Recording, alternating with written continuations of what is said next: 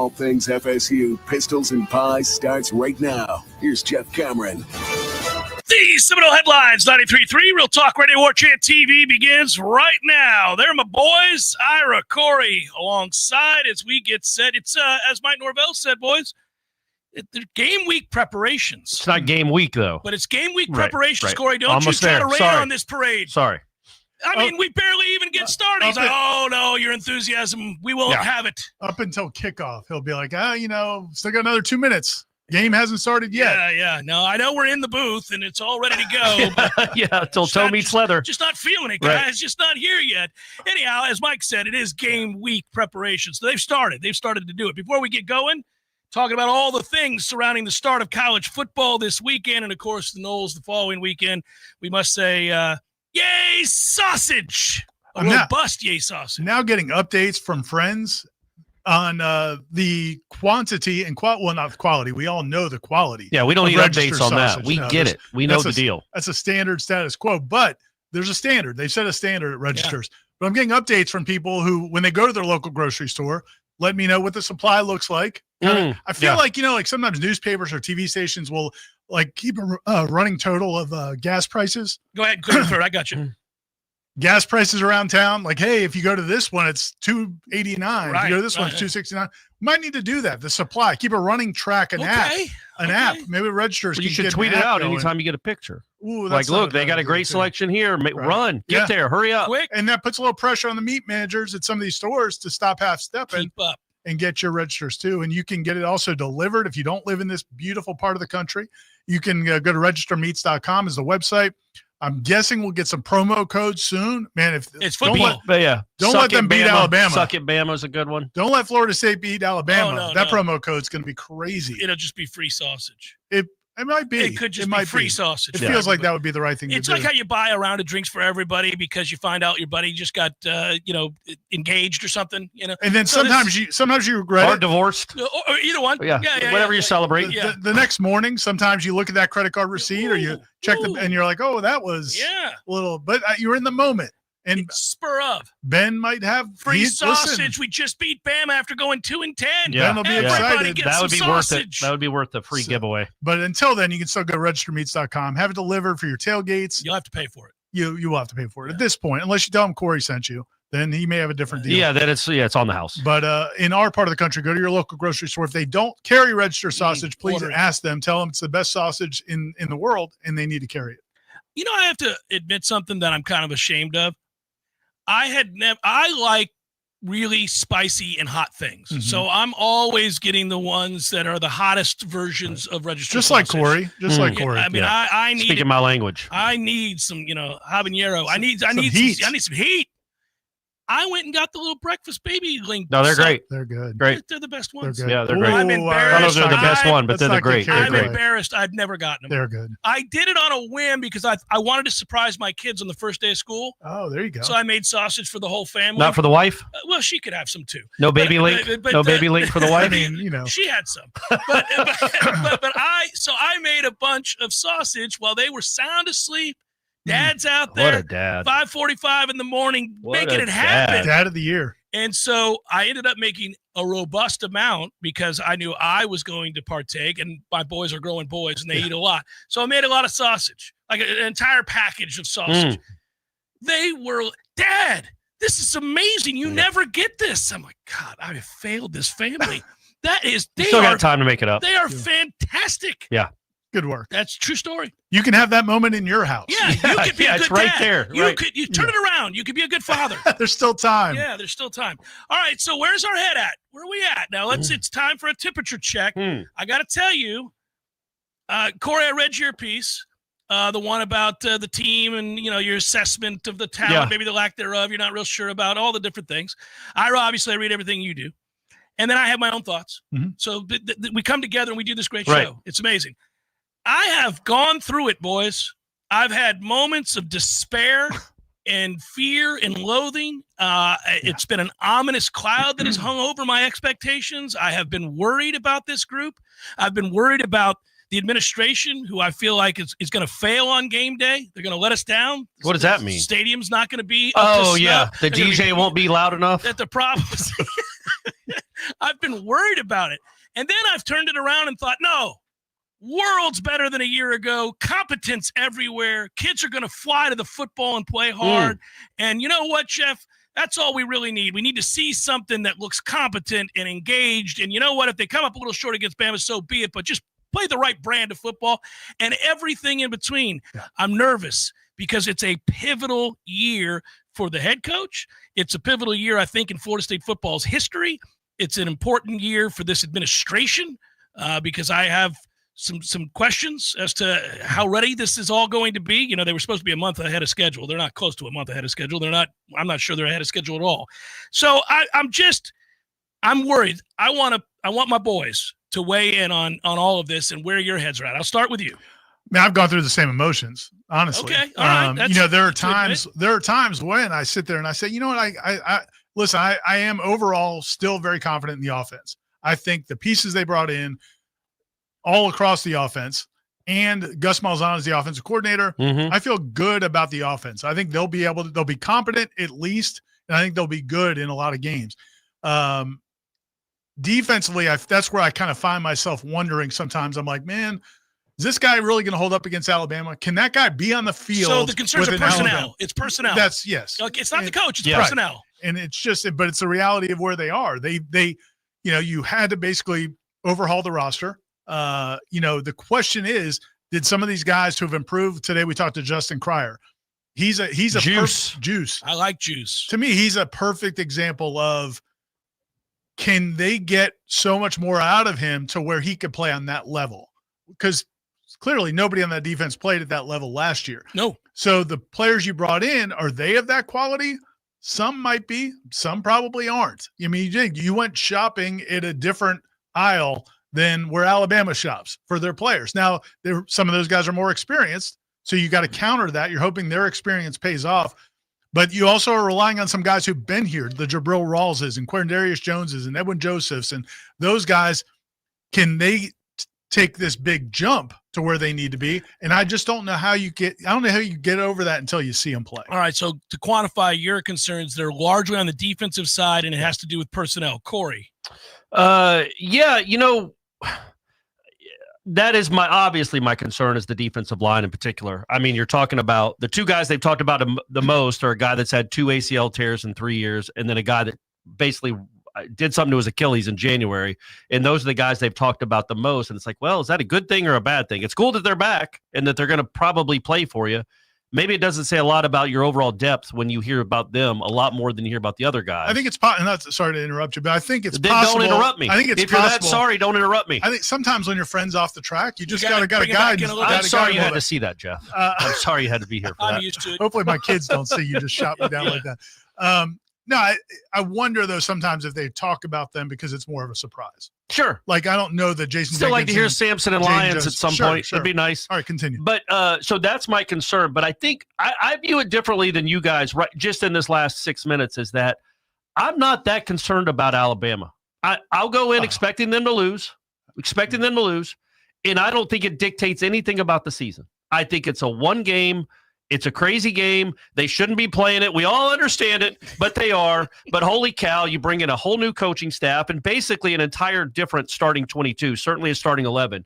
And you get to open up with flipping Bama. Thank good. We're not on delay. So in these other schools were marshaling their resources the last couple of years to try to find as many millionaires and billionaires as they could to pay off players in NIL. Corey's just been trying to get money to cancel this game. Cancel the game. But so the point being, whether they look good or not, and you want them to look good, that'd be a huge thing. But if they lose 30-13, it doesn't dictate what that Miami game is going to be. It just doesn't. Like, you're going to have a full month to ramp up. I think Tom even said, or maybe you guys said, I actually listened to your spot yesterday. It was a very lengthy one. It was about you kind of get like a reset to get ready to ramp back up for ACC football again. And so there will be some improvements from Alabama to Virginia, which is the next real game. And then you go into Miami. Hopefully you're 3-1 hosting Miami, and the whole season is still out there for you, whether you get blown out or beat by Alabama or not. Agree and disagree. Here's where I agree. You mean you agree, and let's move on. No, you want to talk about baseball? I think before I've heard a word come out of his mouth, I think I'm in line with what Jeff's thinking, but go ahead. Look, man, you've got a fan base that is on edge after 2-10. You've made all these drastic changes. Yeah. They're not sure about this head coach right now. They brought in all these assistants. They changed the roster. If they go out there and get beat 45-7. Well, that's not what I said. What about 30-13? Okay, but blown 30-13. How does it look? Is it 20-13 in the fourth? And then they give up the field goal. Yeah, sure. You don't cover the spread. Yeah, in the scenario you're painting, I think in a normal situation, I think all things being equal, I'd agree with what you're saying. I think if this was year one or year two or whatever, of that, and he's in his sixth year. So I think the two things you have to worry about is the fan base, but more importantly, that is the confidence of those guys. Like, do they still believe in them? Because I think at the end of the day, we could talk about like how coaches connect the players. And right now they all love Tony White because he talks a good game. They love Gus Malzahn. They believe in him. But it doesn't work. Their players the way they think is we're not the problem. You're the problem. Like, why aren't you coaching us better? Why aren't you putting us in better positions to succeed?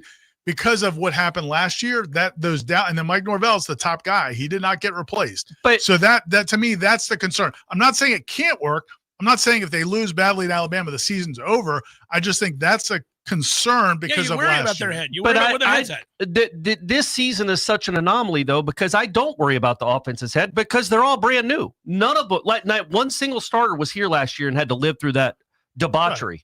So that's the right word, right? No. Debacle or debauchery. I mean, debauchery. It was debaucherous. There might have been some debauchery after some of those games. So so if they go out and they lose, I don't think you have to worry about Tommy Castellanos and Gunnar Hansen and Pettis because they didn't live through this last year. So they don't have the experience of last year. You might have to worry about Cryer and Nicholson and Shaheem and guys like that on the other side of the ball. So that's why it gives me hope is even if they don't play well, even if they don't look good, by the time they get to Virginia, if they beat Virginia 45-9, and then they're bringing in they probably won't, but then they're hosting Miami the next week, 3-1. The fan base will be right back on board. Then they lose to Miami.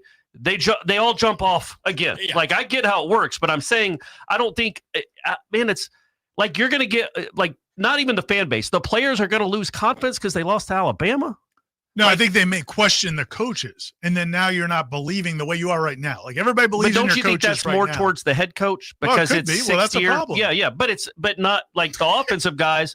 They still, I think they're going to trust Malzahn, maybe because it's one game but they played with him. Just again, and I'm not saying. Plus, they're going to win. They're going to beat Alabama. So I don't even know why we're talking like this. Yeah. Solves it all. We've solved the problem. You beat Bama, they may go undefeated. Yeah, I think of most scenarios. And I'm not saying the most likely scenarios, but most scenarios have it to where it's not going to define the season. Yeah. But if it goes poorly, if they get blown really poorly, then that's a concern. Yeah. It's a very real concern. I think this is a really good comparison. Doesn't mean they couldn't get better, but I think that's going to be a because, challenge. I remember the way I thought about Clemson last year after they got blown out by Georgia. Now, their defense played well for a half, but that second half, they got steamrolled. And that offense looked atrocious. I think they scored 3 points. Klubnik looked like the same Klubnik. That offense looked like the same Klubnik. It didn't define who they were. And that was with the same quarterback. But their program was built a different way. Well, no, right. But it's also come off a 2-10. Well, that's the problem is the 2-10. But so I don't think. And the fact that the vast majority of your key players are guys who just got here. And by the way, the head coach won a couple national championships. But the fan base was done with them. The fan base was really upset with Dabo, and they were absolutely done with that quarterback. I think that's where it's what the player's mindset is matters the most. Yeah, listen, we're not like that quarterback. You think about that year before and how he cost them the Florida State game and then cost them the Miami game. And then he starts the next season. They should have been done putting with up 3 points, and then he ends up now he's a Heisman candidate. But there's stability within that program, for sure. And the part of that is again the guy's been uber successful. You would say the two most powerful coaches in college football right now are Kirby Smart and Dabo Swinney. It's those two guys, and so they're going to listen to him within the locker room. The players are going to listen to him, and that fans are upset because of the way he treated the portal, and I'm sure that is frustrating. But I don't think the players looked at him that way. They're bought in, and these guys are all new, so we don't know. I mean, obviously they're hoping to come together. Bought in for now. Yeah. But it's very temporary, as we've seen. And if you get boat raced, and it's a big if, but if you get boat raced, you do wonder on the heels of 2-10, where there are question marks about the head coach. Listen, man, that place will be empty for the next 2 games after that. There'll be no buzz or energy to offset all of the negativity that we've experienced over the past year. Yeah. If you're on the wrong end of an ass beat. But I just come back to, you're going to win those 2 games. Heaven forbid they better win comfortably. You don't need to be in a close game with those 2 teams. And then if you go and beat Virginia, they'll all be back from Miami. Oh, of course. They'll all be back from Miami. So yeah. it doesn't, like, I don't care that the stadium will be empty. It's a noon game against East Texas, whatever. Yeah. It's supposed to be I empty. say there's a flatness to this program. Correct. We need a shot of life. It would be wonderful. It would be but huge. I think the shot of life could come against Miami. And it could come a month later. That's all I'm saying. It is possible that shot of life could come later on in the season. And we've all gone with this theoretical, trying to just counter what you're saying, because you're leaving open a lot of different options. I don't think they're going to get blown out. I'd be very surprised if they got blown out. I think that I don't think Alabama's capable right now of doing that with a new quarterback, going on the road, first losing game of the that running back. I mean, I think it's worth noting that they lost that running back, because now you're going to have 2 basically new starters in the backfield. So I don't expect them to get blown out. I'd be surprised if they did, but it's a possibility. And I think it's more likely that it's a competitive football game. I don't think Florida State's going to look like they don't belong, because even though you may not have the natural talent, which I think is where you go down the road you don't want to go down, Jeff, they don't have the individual this player versus the player that's going to be lining up against. They don't have that. What they do have is experience and years of college football and grown man strength and those types of things, which should give you and I think they're going to be well coached. And I think they get better coaches. Yeah, like that. Not maybe better than Alabama, but I'm saying they're better than they were last year. Yeah, so I think that helps. Yeah, let's hope you're right. We're now starting to confront all the possibilities, and there is a nightmare scenario that I think causes, there are ramifications to that. But you're right. I think they're going to play harder, play smarter, play better, and I think they are better. So, yeah, there's a chance that game is fun into the fourth quarter, and if it is, my goodness gracious, that would be the shot of life even if they lost. I think to walk out of there and say, oh, my goodness, it was a 7-point game with 10 minutes to play. Yeah. I mean, that sets up the rest of the season nice. Jay Brown Fishing here in the chat just said, Juice looks like a beast and is a very smart player. I'll tell you what, man, Man, he does look impressive. Deuce? I mean, today, Juice. Oh, Brian. Yeah. I thought you said Deuce. Yeah. We spoke to him today. And then the Elijah Herring. Those 2 dudes, he's a tackling machine. Those 2 dudes don't look like maybe who they were rolling out there at linebacker sometimes last year. I mean, those 2 including dudes, Juice. He's bigger than he's been. He looks like a real Division I linebacker now. I don't expect you to, but a year ago before the season, I interviewed Cryer for a long form interview for the Battle's End, and I did a long. Yeah. I was so impressed with him because he's really smart, first of all. But secondly, we got to see practice then, and he was always edgy. He was one of these guys, he hit your ass. I mean, and they had so little of that that it really stood out. There weren't a lot of people running around hitting folks, and it bothered me. But he was always one of those guys that brought physicality. You have to as a linebacker. And he did. I want so much for him to be good because he's what's right in a program that is successful, meaning hardworking, plays hard every day, really smart, gets guys set up, is a good teammate. I need him to be good. You need guys like him to be the bedrock of this turnaround, in my opinion. Yeah, agreed. I think he's a natural leader. Yeah. I think he's been here he was here for 2023 and then was here for last year too. And I just think physically and that linebacker, they've been talking up the linebackers all preseason. We don't know because we haven't been able to watch practice to say whether that's valid. A lot of people doubt it because of last year. But, man, physically, those 2 dudes definitely look the part. Seminole Headlines, 93.3, Real Talk Radio, Warchant TV continues in a moment. T-Spark Enterprises, roofing and construction services. T-Spark Construction.com.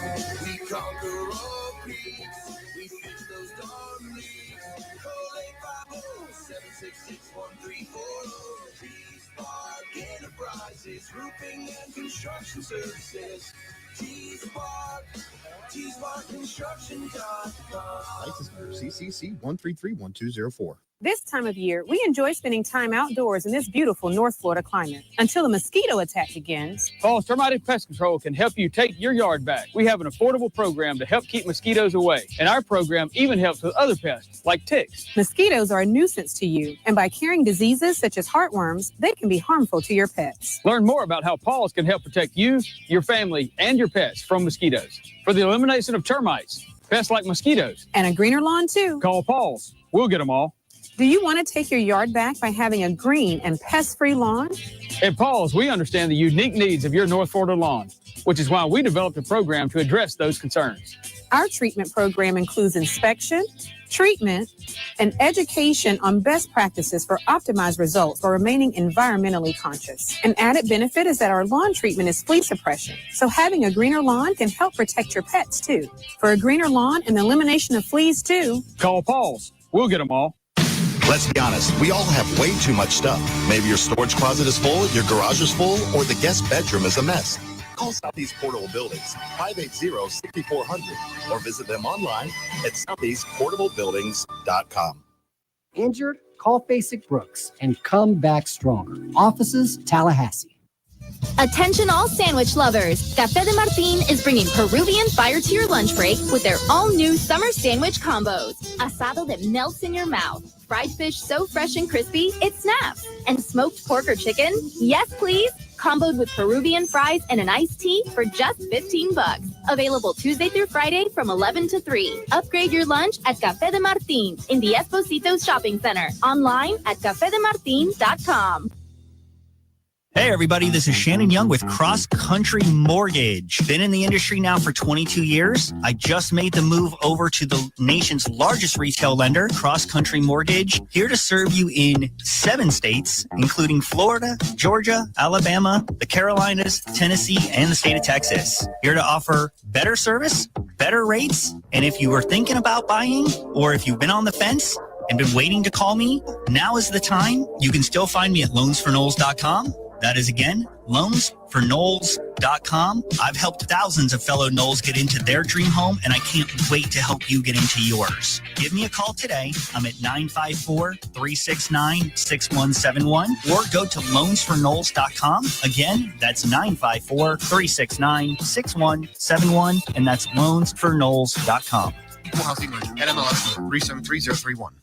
Life is stressful. Dinner shouldn't be. That motto is why Register Sausage has been doing business in the Florida Panhandle and Lower Alabama for over 75 years. A proud sponsor of Seminole Headlines, Register Sausage always provides the best Southern smoked sausage to over 140 grocery stores and restaurants throughout the Southeast. Headliners have discovered the Register's difference. You can too. To find a store that carries Registers near you or to buy directly, head to registermeats.com. That's registermeats.com. Register Sausage. Yay, sausage! Seminole Headlines returns now. Head to YouTube and search for Warchant TV today to catch the show live or on demand. Now, here's Jeff Cameron, Ira Schofel, and Corey Clark. You know what I'm not worried about, boys? That kicking game. How about our boys 6 for 6 with a little 63 and a 58 for that ass? Apparently hit a long-winded day to end practice, too, that Norvell was talking about. Greatness resides in that young man's leg. It's going to happen. We have seen all three. Oh, it's an incredible leg. It's an unreal leg. Like, not even joking around, not trying to overstate it. Weinberg obviously is going to have to make a bunch of them to become this thing, like an All-American. But there's never going to be a question about opportunities from distance. And, you know, he's going to get the chance because, I mean, he comfortably can make a 60-yard field goal. Comfortably. What was so Kevin Butler back in the day, like what were those distances that we would just marvel over? Well, I think he had a 60-yarder to beat Clemson, and then that Citrus Bowl against Florida State, he attempted a 72-yarder at the end, and it came up like a yard short. Wow! But it was off a tee back then. Back it was then, off a they tee. put it on the block. But still, he had an incredible leg too. That was crazy.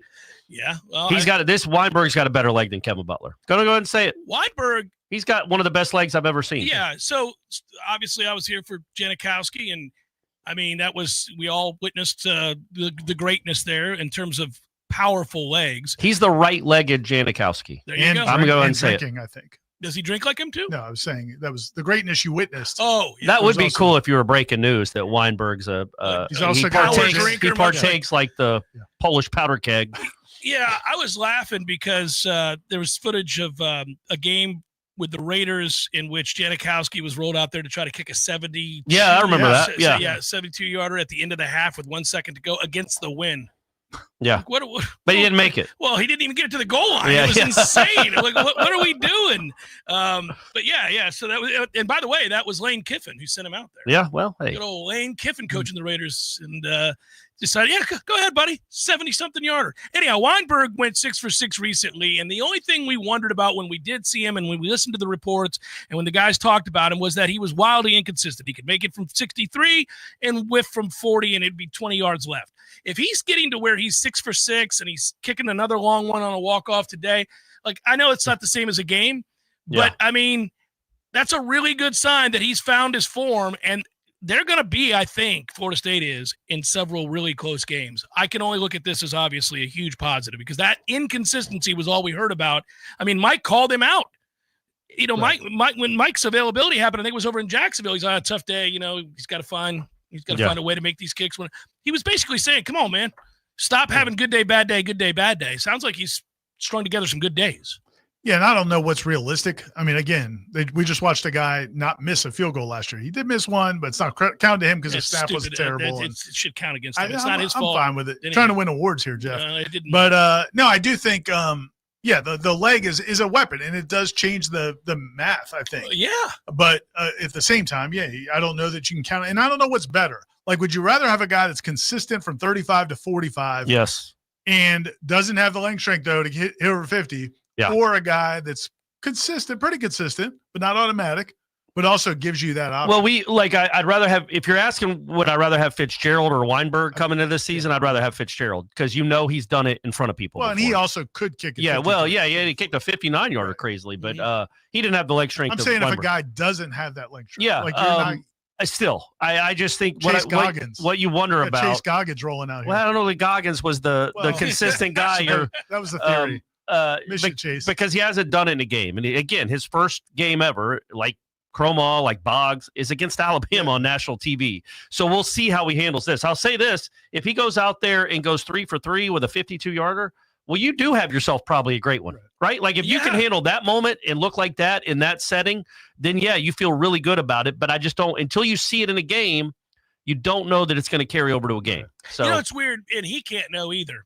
That's the problem. He's got all the confidence in the world. He doesn't know he's going to handle it. He doesn't know, but when you point to him, it's your go. 48 yarders against Alabama, nothing after the first drive. Here we go. We got a chance to get up on the board first, and the whole world's watching. Like, how do you feel? Guys don't know how they're going to feel in that situation. So, and then how do you respond when you miss one? Right, legitimately, how are you going to respond?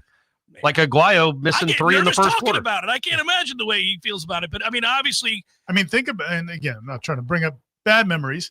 But, just think Xavier Bethia was pretty great until he wasn't. Like, things went bad. He missed the one, and then all of a sudden he fell off a cliff. So there has to be it's so weird. That position, it's brutal. Like, to me, it's like putting. It's like shooting free throws where you're doing a job when everybody else stops to kind of watch you. Yeah. And you're the only one that can make this happen. I mean, obviously there's a rush and there are linemen. So there's some other activity, but everybody's watching you. And so you got to be, it's not just about the talent. It is about, it's a lot about the mentality. If you've got a leg that can make it from 68, physicality is not the problem. Yeah. It's going to be here. It's all about right there. And so I am curious to see what he is.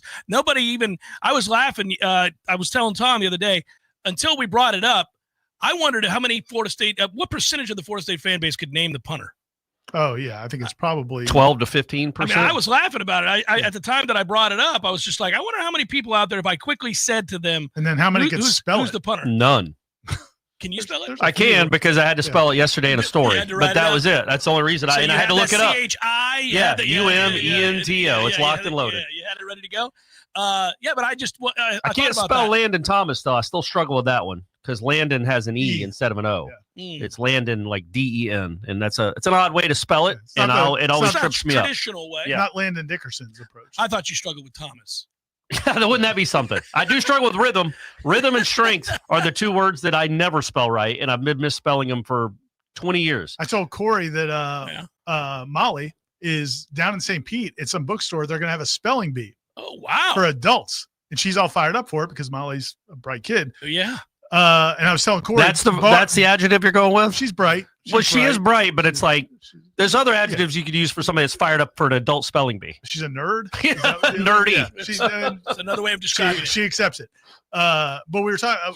It would be cool for bars to start instead of do a just trivia spelling night. bee. Yeah, drunk people spelling is good. And math quizzes. I think that's a math quiz like a advanced like an algebraic or equation. just times tables. Ain't nobody. Oh well, times tables we're good. But Right. once you get beyond that, everybody's gonna be like, I'm out.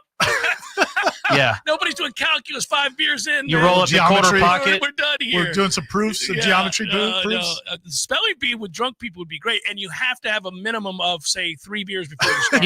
Yeah. So, and then it's timed. So And each word has to have like it has to be at least 3 or 4 syllables. The word it can't be like cat or dog or it's got to be like proliferation.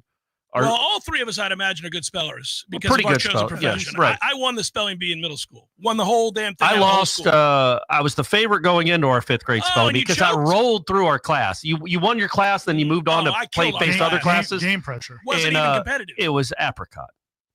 I spelled it with 2 P's. Apricot should be spelled with 2 P's. It doesn't make sense. Application is spelled with 2 P's. Yeah, it hurts. Apricot should be spelled with 2 P's. Jimmy Carter Boulevard. Yeah. I want a Spanish spelling bee in elementary school. Well, that's Miami. You want a Spanish spelling bee? There's never been a more Miami thing to say. People that were not native Spanish speakers. Well, okay. So I don't think they let the Spanish kids. Spanish people. No, I was like, what? Did not. Ira, you shame those poor Spanish people. You're a prodigy. What are we You're doing? an absolute That's prodigy. amazing. Wow. I did not. It was the other American kids. Okay, well done. Seminole headlines, 93.3 Real Talk Radio Warchant TV continues in a moment.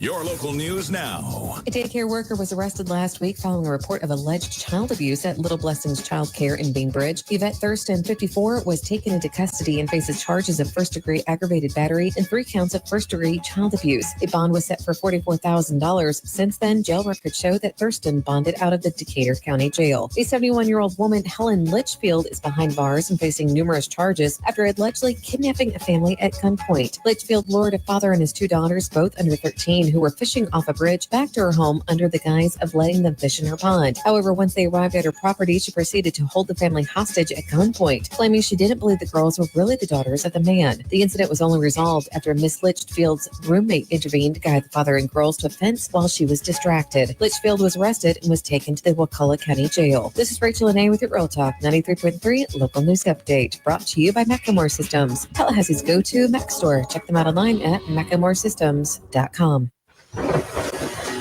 This is meteorologist Paul Trombley with your Real Talk 93.3 weather update. Chance of thunderstorms this afternoon. Otherwise, cloudy skies expected. High temperatures reach up to 93. Winds out of the east, 5 to 10 miles per hour. Clear skies tonight. Slight chance of thunderstorms. Lows dip down to about 75. Slight chance for storms tomorrow, 95. This report is brought to you by the Lawn Johns. For all your landscaping and lawn care needs, visit thelawnjohns.com. Currently 87. Some men follow the crowd. Others take the long way, the wayward way. At thewaywardgent.com, we've curated the gear, gadgets, and grit every respectable man needs, from the fairway to the fire pit. We've identified the top-rated Amazon finds, so you don't have to. No fluff, just the good stuff. Visit thewaywardgent.com for the man who's not afraid to live a little off course. Thewaywardgent.com. Let me tell you, as a homeowner, I used to dread every rainstorm. Water would flow around the outside of my home, my yard, and the gutters would clog and overflow. I'd have to make sure I had buckets and duct tape ready every time. Then I called New Vision Gutters, and I can see the difference. Now I sleep through the storms. No puddles, no leaks, no clogs, no stress. If you've got water problems, trust me. Call the pros at New Vision Gutters, where they take pride and passion in protecting your most valuable possessions. It's the MVP treatment and the best call I ever made. Life is stressful. Dinner shouldn't be. That motto is why Register Sausage has been doing business in the Florida Panhandle and Lower Alabama for over 75 years. A proud sponsor of Seminole Headlines, Register Sausage always provides the best Southern smoked sausage to over 140 grocery stores and restaurants throughout the Southeast. Headliners have discovered the Register's difference. You can too. To find a store that carries Registers near you or to buy directly, head to registermeats.com. That's registermeats.com. Register Sausage. Yay, sausage! Seminole Headlines returns now. Head to YouTube and search for Warchant TV today to catch the show live or on demand. Now, here's Jeff Cameron, Ira Schofel, and Corey Clark. I'm not going to lie. If they have plus competent to good linebacker play, I might get a little choked up. You know how this has bothered me. You get emotional? I might get emotional. I might be like, oh, he triggered downhill right away. Knew exactly what he was looking at. There's not two guys in the same hole. This is unbelievable. I know, verbiage, Jeff. I get it. Yeah. But wording. But it's like, two of them are going to leave after the year. You have to do it all over again. Well, hey, come on. I know. Man. I'm just saying. Unbelievable. No, but I wanted to bring up because that was part of the column that I wrote is like what has me excited about maybe the depending on how the season goes, obviously the way the program is trending is what if Boggs and Cromall really are legitimately great college football players, which isn't out of the realm of possibility at this point, the way they talk. What if Amari Williams is like a unicorn that can play on both lines of scrimmage and becomes great at one of them? Yeah. Landon Thomas could be really good. It's like you might have a core of young guys to build around from high school that you could build. Now I know Kevin Wynn is out for a while, it would appear, but maybe he's part of your core too that you can really build around, and you could have something to be excited about that is going to be good as you move forward into 2026 and 2027. It's of vital importance that he go that route. The portal's changed. Everybody's in it. Everybody can compete. Everybody sees the value in it. You're not going to be able to get over the way that you did early in the process. You get credit for that, by the way, for recognizing, A, the necessity, and B, it was a new avenue by which to exploit and have success quickly. But now everybody can, and really the best in the trenches are not coming out of the portal. You're getting those players in the high school ranks. So I do That's think, still the concern for me. And I think Mike has to transition away from this incessant, portal in 22 new starters every year. I know why he did it. It's all been out of necessity. Yeah, but it's got to stop. Yeah. He's got to slowly. And that also means that you have to have some success in the evals from the high school ranks, where he's kind of failed a little bit there. So that has to change. And you're right, Corey, if that's true, if Cromall is that, if Williams is that, if Thomas is that, if Danzy is something special. Yes, guys they recruited. It would be huge. It would be absolutely huge because you could parlay then that success and year over year building of a foundation to where you have an actual program and not just a bunch of mercenaries every year. Well, and that to me, that's the key because you guys kind of touched on this conversation on Wake Up the other day, and you kind of got to a point where, okay, well, what is the point of the season? If say you go 9-3, but you're not bringing a lot of these guys back. Like, what did it do? Well, I think. That's what I was saying. Like, I think this would be better. Well, but I think the what you're trying to do, the path they're trying to, again, it's a narrow path. Yeah. The path they are trying to navigate, as opposed to paying Mike Norvell $50-60 million to walk away, was have a good enough season this year, and then get that young talent to develop to kind of give you a good core to work with to be good enough that next year you can add in more talented freshman pieces, plus also have the ability to get other really good players out of the portal to kind of keep this going in a positive direction. Like you're always going to need the portal. That's even fine. If you go 9-3 this year, 8-4, which I think those are two successful possible scenarios. If those happen, it doesn't mean you're going to take the next step next year, but at least it gives you a chance. There's a path to build on. Whereas if you have another bad year, or you have to start over. Yeah. No, you don't. You don't. That's the last thing you want to do is have to start over. But when you look at this, what I think will be the starting 22, legitimately the whole 11 is going to be transfers. All 11 on the offense, all 11 for the most part. And then on the defense, 8 of them. Probably the whole defensive line. I know Daryl Jackson's been here for a while. Earl Little will probably be a starter. He's a transfer. I know he's a second-year transfer. Cryer is technically a transfer if he starts. We're not counting him. Okay, we're not counting him. He spent 5 minutes. I know, yeah, you probably shouldn't count him. But still, so you're looking at 18 or 19 of your starting 22 are transfers. Yeah. Let's whittle that down a little bit. Yeah. Well, let's whittle it. But you're right. It's out of necessity. Let's whittle it down a lot of bit. And also a lot of them, especially on offense, are all of them first-year transfers? Like literally every single Richie player. Leonard's not a first-year transfer. Yeah, that's right. So it'll be 10 of the 11 are first-year transfers. He is a transfer, and Boggs, but he's not a first-year. And Boggs is homegrown. That's right. But I'm not thinking – I guess he's close to being a starter if he's not going to start. He's definitely going to play a lot. He's a starter. But either way, so but still a first-year guy. Right. So you want you want to be able, when you go into next year, the point I was making is like, in hindsight, we were all very excited about 2023. It meant nothing, clearly, about how good the next year was going to be because you didn't have a lot of young and upcoming talent. That's right.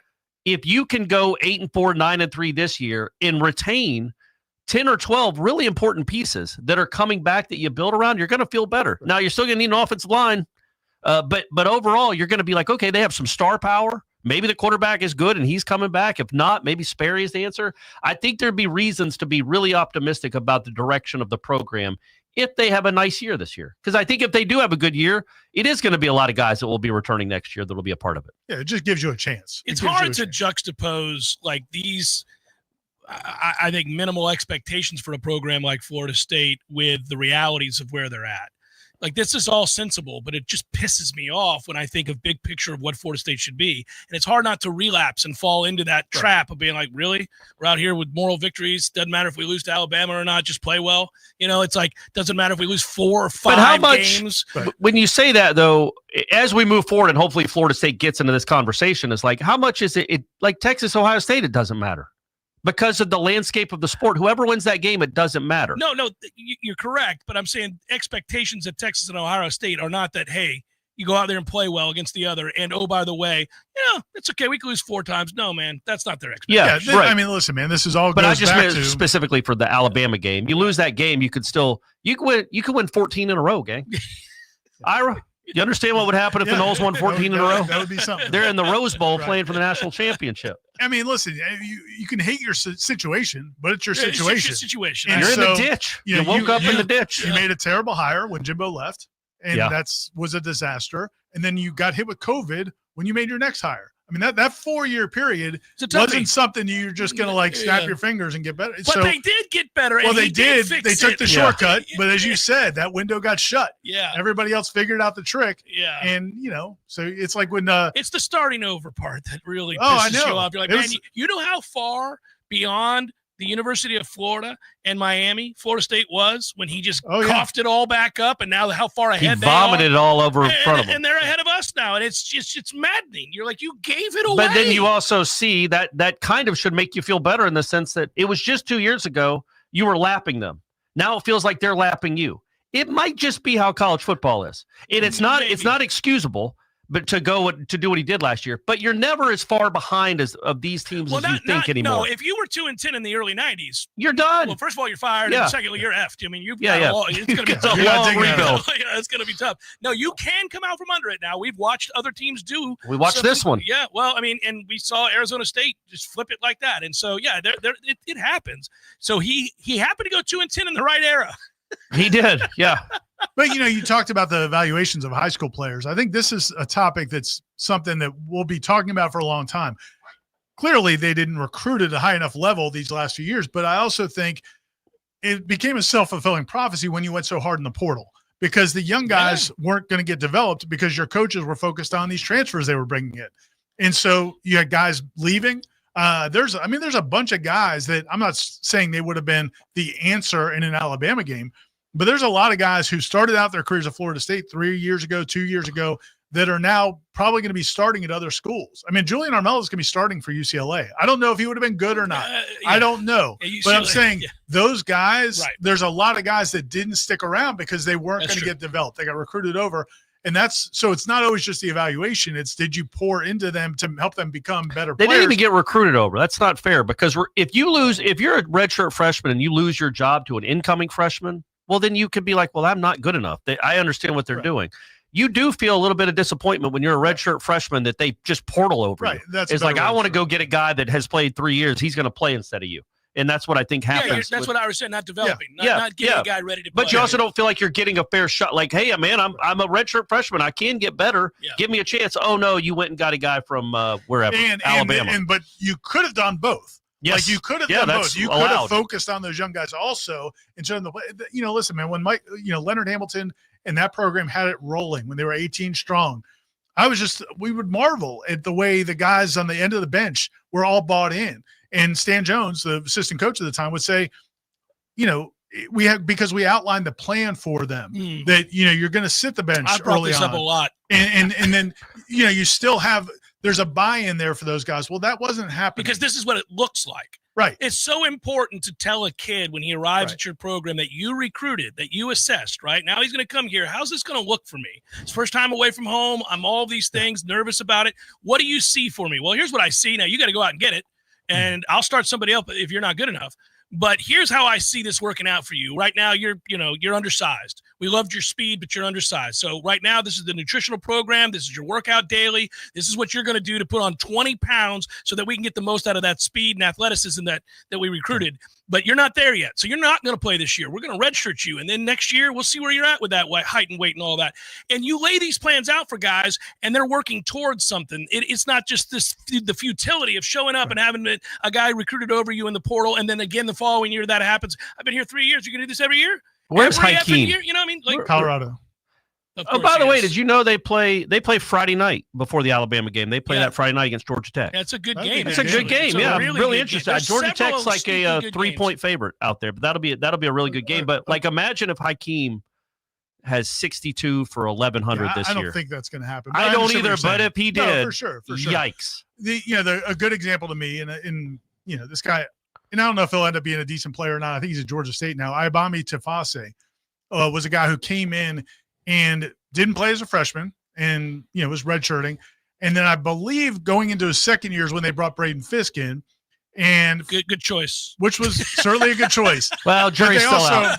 But, they also gave Braden Fisk his number. Like Tafase was 55, Braden Fisk wanted 55. What do you think of that, kid? But I think literally from what I had heard at the time, Tafase found out about it when he got to his locker that day and hit a different number. That is kind of effed up, man. If that's really true, that's effed up. So, we get it. Fisk is awesome. From what I understand, he didn't handle it really well. I wouldn't either. No. But you saw, you got to control your emotions. But anyway, that led to a problem, and then he ends up leaving. And again, I'm not saying he might not have been a good player, but maybe he's a guy after 3 years or 4 years. You know what I'm saying? So I think that's indicative.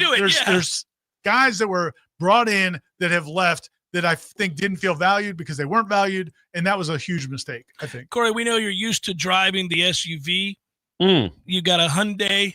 We've got a little small Yugo we're going to switch you over to now. You're cool with that, right? Braden's getting your car. Is that cool? Braden gets your car. Braden, keys right there on the right. Just grab them on your way.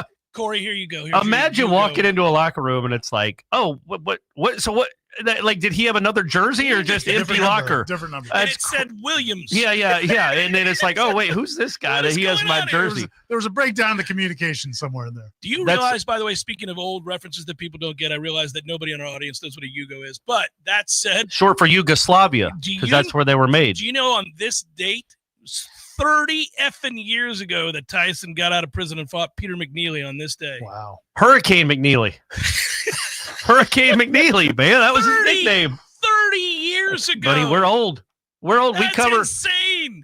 Like, we're going to be like, well, you remember that? Yeah, that was 46 years ago. It was what like are you talking about? It was like 8 years ago that we covered Derek Brooks's kid here. You know what I mean? As DeKalen Brooks was like 2017, 2018. He played for Willie. Yeah, so it was a while ago. It's just we're old, man. That's Norvell's been here 6 years. I'm still I know, yes. I'm pissed about the fact that we're starting over after 6 years, but I am saying that 30 years since he beat the Pacheco. We all remember where we were for the Tyson Tyson McNeely fight, the great Tyson McNeely fight of 95. I was just reading casually, and it was one of those, on this date in history, and I went, 30 effing years ago? Boxing's not even a sport really anymore, but the people that are in their 20s right now, like our guy Matt, let's hear, like there's no way to comprehend what Mike Tyson, the force of nature that Mike Tyson was. It's like Taylor Swift before pop music. I mean, that's what he was. He was that ubiquitous. Like it was like Mike. Everybody knew Tyson. Everybody knew Mike Tyson. And he had just done a stint 3 years. Everybody remembers that. That was pretty famous. That was notorious too. This was the first fight out after that stint, and so I remember everybody gathering. I watched that here in Tallahassee, and I can still. But 30 effing years. Hey, it's been 30 years since the Braves won the World Series. You got to move past it. And I knew you two old asses would remember it as we well. do. And it makes me feel better to know that you're right there wallowing with me. We are. We can bring it back to Florida State. Hey, they were pretty good in 1995 as well. Yeah. Not great, though. They were a little bit disappointing that defense. They were good. They were number one in the country. Corey's doing some research to find out how many national championships Florida State can claim, since Auburn now is claiming their national championships from 100 years including a 1993 one. They're claiming one now. They're going to put that in the stadium. Some organization named them their national champions. Rathman. In 93? Yeah, they did go undefeated, but nobody got to watch them because they were on probation. Kids, that was a rule that back in the day, before they vacated wins, if you were on probation, they would literally just say you're not allowed to play on TV. And you wouldn't be your games would not be broadcast. I covered their game in the entire SEC. Yeah. The entire SEC did it. They all were banned from TV at some point in their program's history. I brought up the fact that the slap on the wrist and the chump change that they find in Michigan shows you just where we're at. Right. I remember a time when obviously Tennessee turned Florida in and took their SEC title from them. I mean, like, how cold-blooded is that? Like, nope, we got you. And they just took it. Yeah, they just took it away. Took it away. I think Florida State could rightfully claim 88, 89, 87, 90. Those four, there's got to be somebody out there that proclaim them national champions. I have a question. And if Alabama does it, I'm cool with Auburn doing it too. Like one's from 1910, one's from 1914. Well, we're going to claim 40 then, whatever. But I want to ask you a question, or maybe both of you. I don't know what the answer is and whether or not Florida State's attempted to do it. So when you see some of the egregious actions post rogue tutor at FSU. That Florida State still doesn't count those wins. So when you see what's happened, first of all, Florida State should never have anything that's listed without those wins being included in the win total for Bobby Bowden. Correct. Secondly, what is the process by which to petition the NCAA and say, no, man, your boy up there in the sticks ignored child rape and he got his wins back. We're not doing this. Like, put the wins back. Yeah. Tennessee just got fined $8 million. What their argument will be is that Florida State, in their perspective, used ineligible players. And if you use ineligible, like Michigan didn't use ineligible players, they just cheated with a coach. Well, hey, buddy, I get it. I'm telling you what their argument would be. My argument has always been, who gives a flip? Put the wins in the media guide, put the wins on his plaque. What are they going to do? If they fine you $1,000 a day, some big money booster will pay it. That's the thing. Like, just don't pay it. What are they going to do for that? They're powerless. If you look in the Tim Lindenfeld just pointed this out to me. If you go to the NCAA website and the list of national champions in sports, that 2007 track team is still there, but with an asterisk. It's like, yeah, man, claim that national championship. Yes, this is should ridiculous. be up on the wall. But I think on their signs they have 06 and 08. I think around Mike Long track. Yes, it should be 07. That's what I'm saying. There was until recently, there was a belief that you got to abide by those nonsense. And Louisville took down their 2013 national championship basketball banner because of the Patino stuff with the strippers and the assistant coach.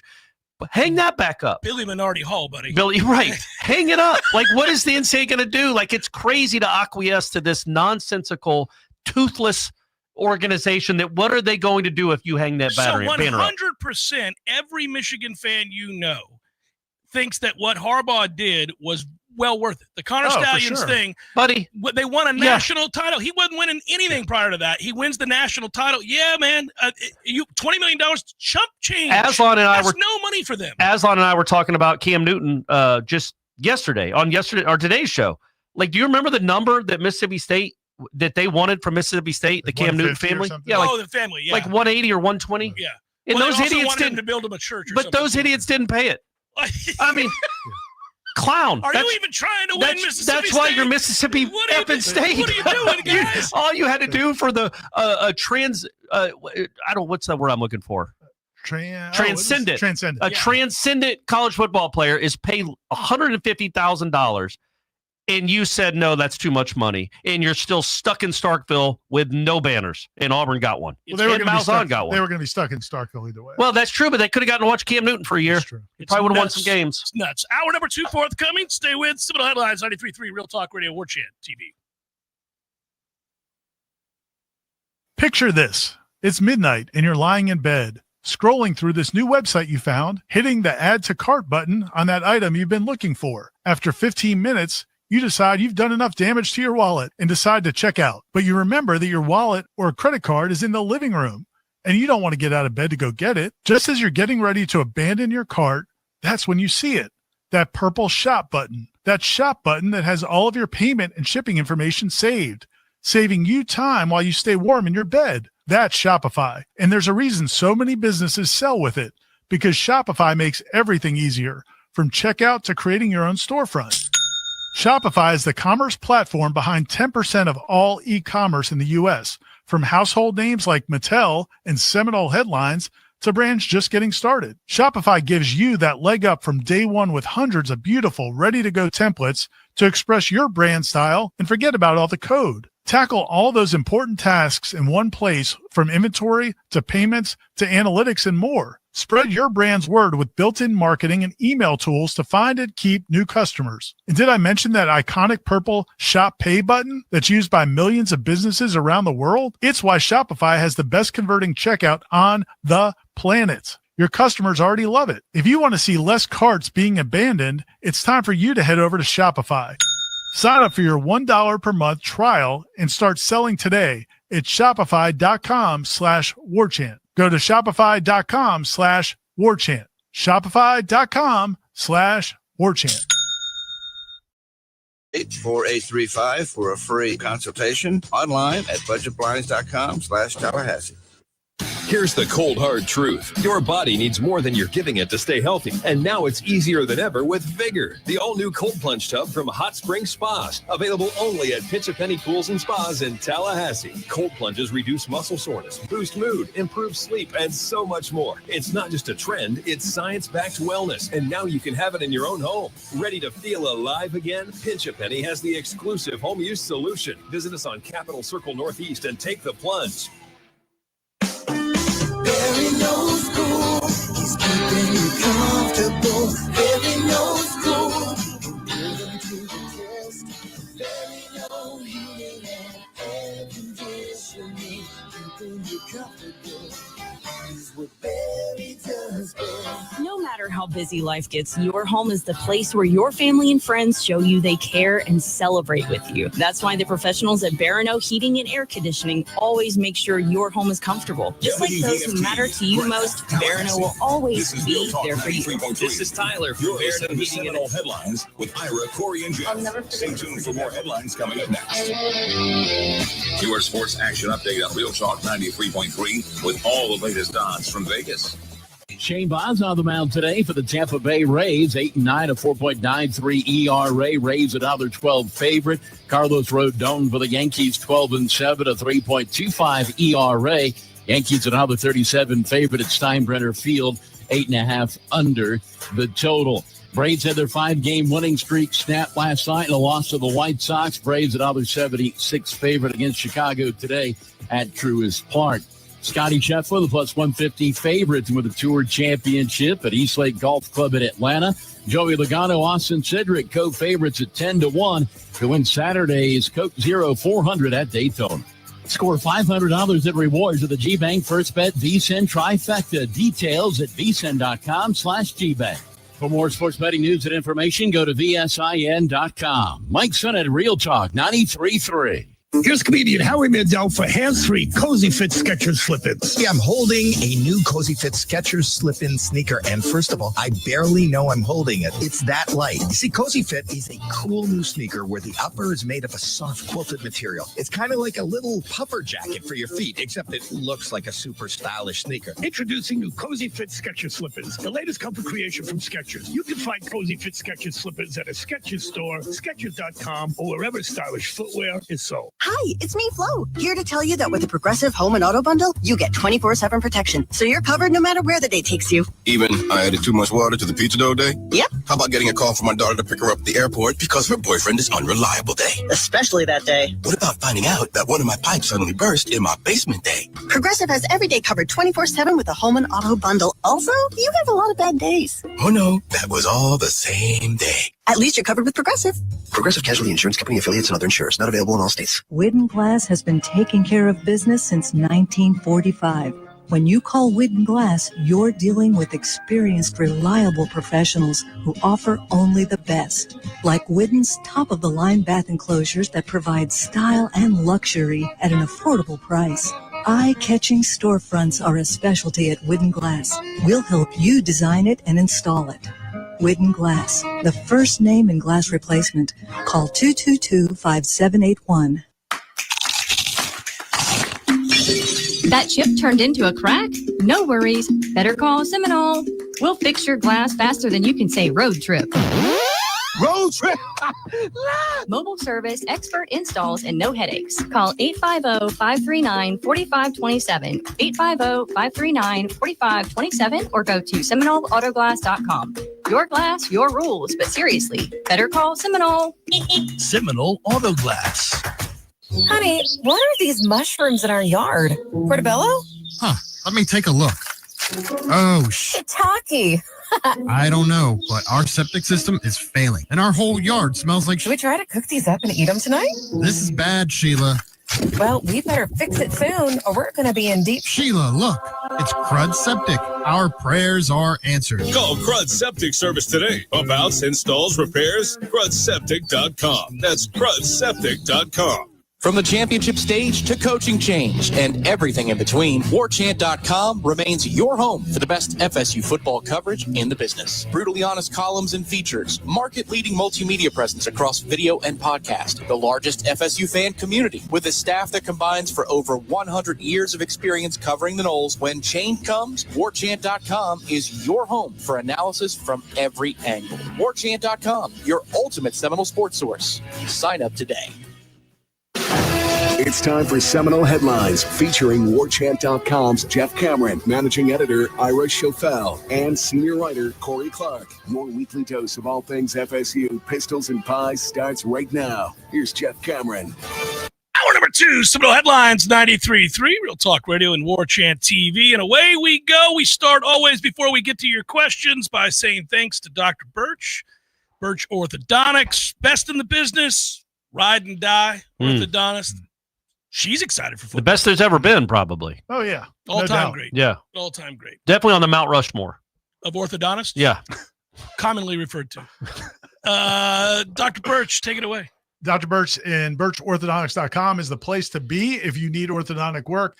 All of our kids have gone there. All of our friends' kids have gone there. I don't know why people even consider going. Maybe if you can't get in, if you don't know the wait's somebody. Too long. Yeah, the wait's like too at this long. point, it's probably going to like a trendy club. Yeah.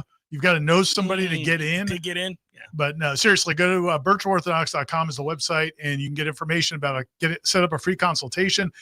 Look, your kids are going to need some orthodontic work. You can't be skipping on their smiles. It's important. It's important for them going into their middle school years and their high school years to feel good about their teeth. Plus, there's legitimate health reasons. I've had several friends, including a coworker of ours, come to me later in life and say, would Dr. Birch work with somebody like me because I didn't get the work done earlier? Yeah. And they definitely do. So did you call him a deadbeat? No, I just told their parents. Your parents didn't love you, and that's okay. Yeah. That's fine. It says something about your relationship with them. But you got to accept that. You can accept that for who they were. Yep. They probably love you now. Yep. Maybe ask them that. I don't know. Get your teeth fixed by Dr. Birch and say, see what I did there? Yeah. Something you never would. Show up at Christmas. Yeah. It's a good Christmas conversation after a couple beverages. Yeah. But if you go to Birch Orthodontics, they will help you out. Free consultations. They also have payment plans to make it convenient. And they just do tremendous work, great customer service. And I like to think of Dr. Birch as our orthodontist for life. I feel like if one of our kids needed to go back and have a little, just a little consultation, Dr. Birch would take care of them forever. Free. Yeah, and that goes for everyone. Maybe. Everyone listening to this and watching this. Yeah. She'll take care of you forever. Yeah. There you go, Dr. Birch. I'm going to swing Bryce by next week just for the hell of it. Touch him up a little bit. That's what ride or die means, Dr. Birch. Forever. That's what we'll do. Scott leads the way here. We'll start with a Facebook question. He writes, I was fortunate enough to take the stadium tour this past week. The good? Well, wide concourses, comfy seats, and cup holders above the urinal. Cup holders above the urinal. Oh, that's a nice touch. I didn't know that. Oh, really smart. Yeah. Yeah. It's always a little weird because you can picture the pee splashing into your cup when you put it there. So I don't know. Well, how about you leave the cup back at the seat? Well, you might have just gotten it. You could have. I pee first and then get the cup. Listen, I feel like most people can handle a little piss. Well, a little piss in their beer. Can handle holding their beer and taking care of their business. They but can, that's fine. But you don't have to. You can wait to get the beer. That's nice touch. He says the bad is that the Wi-Fi still sucks to high heaven. Well, hey guys, we never made any promises. No, Ira told you it's gonna be bad. In fact, I was told the Wi-Fi is worse than it used to be, which is something to be. It's no-fi. I mean, it's no-fi. It just they should say that on the ticket. It's not even a real thing. Wi-Fi at Doak. It just doesn't exist. Marlon writes, the password is watch the damn game. That's the password for you. It's suck it. I put suck it in. Nothing's happening. You know, Wi-Fi is a completely made up term that doesn't stand for anything. It's interesting, right? Yeah. You would think it's not like wireless fidelity or something, but it's not. It's Wi-Fi means nothing. Marlon Marlon writes, we're almost there, gents. It's football season. We made it. There's Iowa State, Kansas State. Marlon, not according to Corey. No, I'm just saying it's not game week. We'll finish the first game, and he'll be like, okay. Now we're into and then now, yeah. Yeah, first game Saturday. Farmageddon, boys. Farmageddon. Right. Iowa State, K-State. Should be a lot of fun. I'm sure they're enjoying Ireland as we speak. Oh, man. Yeah. Man, loving life. After combing through everyone else's schedules we play this year, is it bad that I want us to play the role of spoiler? Well, I don't know. Why would that be bad? You could. You want to be the one that has their season. So there's a lot at stake for you too. Yeah. Well, you know what I mean? That's what I'm saying. They could spoil something for you. It's to Ira's point. You are where you are. It's still your situation. It's your reality. We have to be a spoiler because we're not a front runner right now. Right.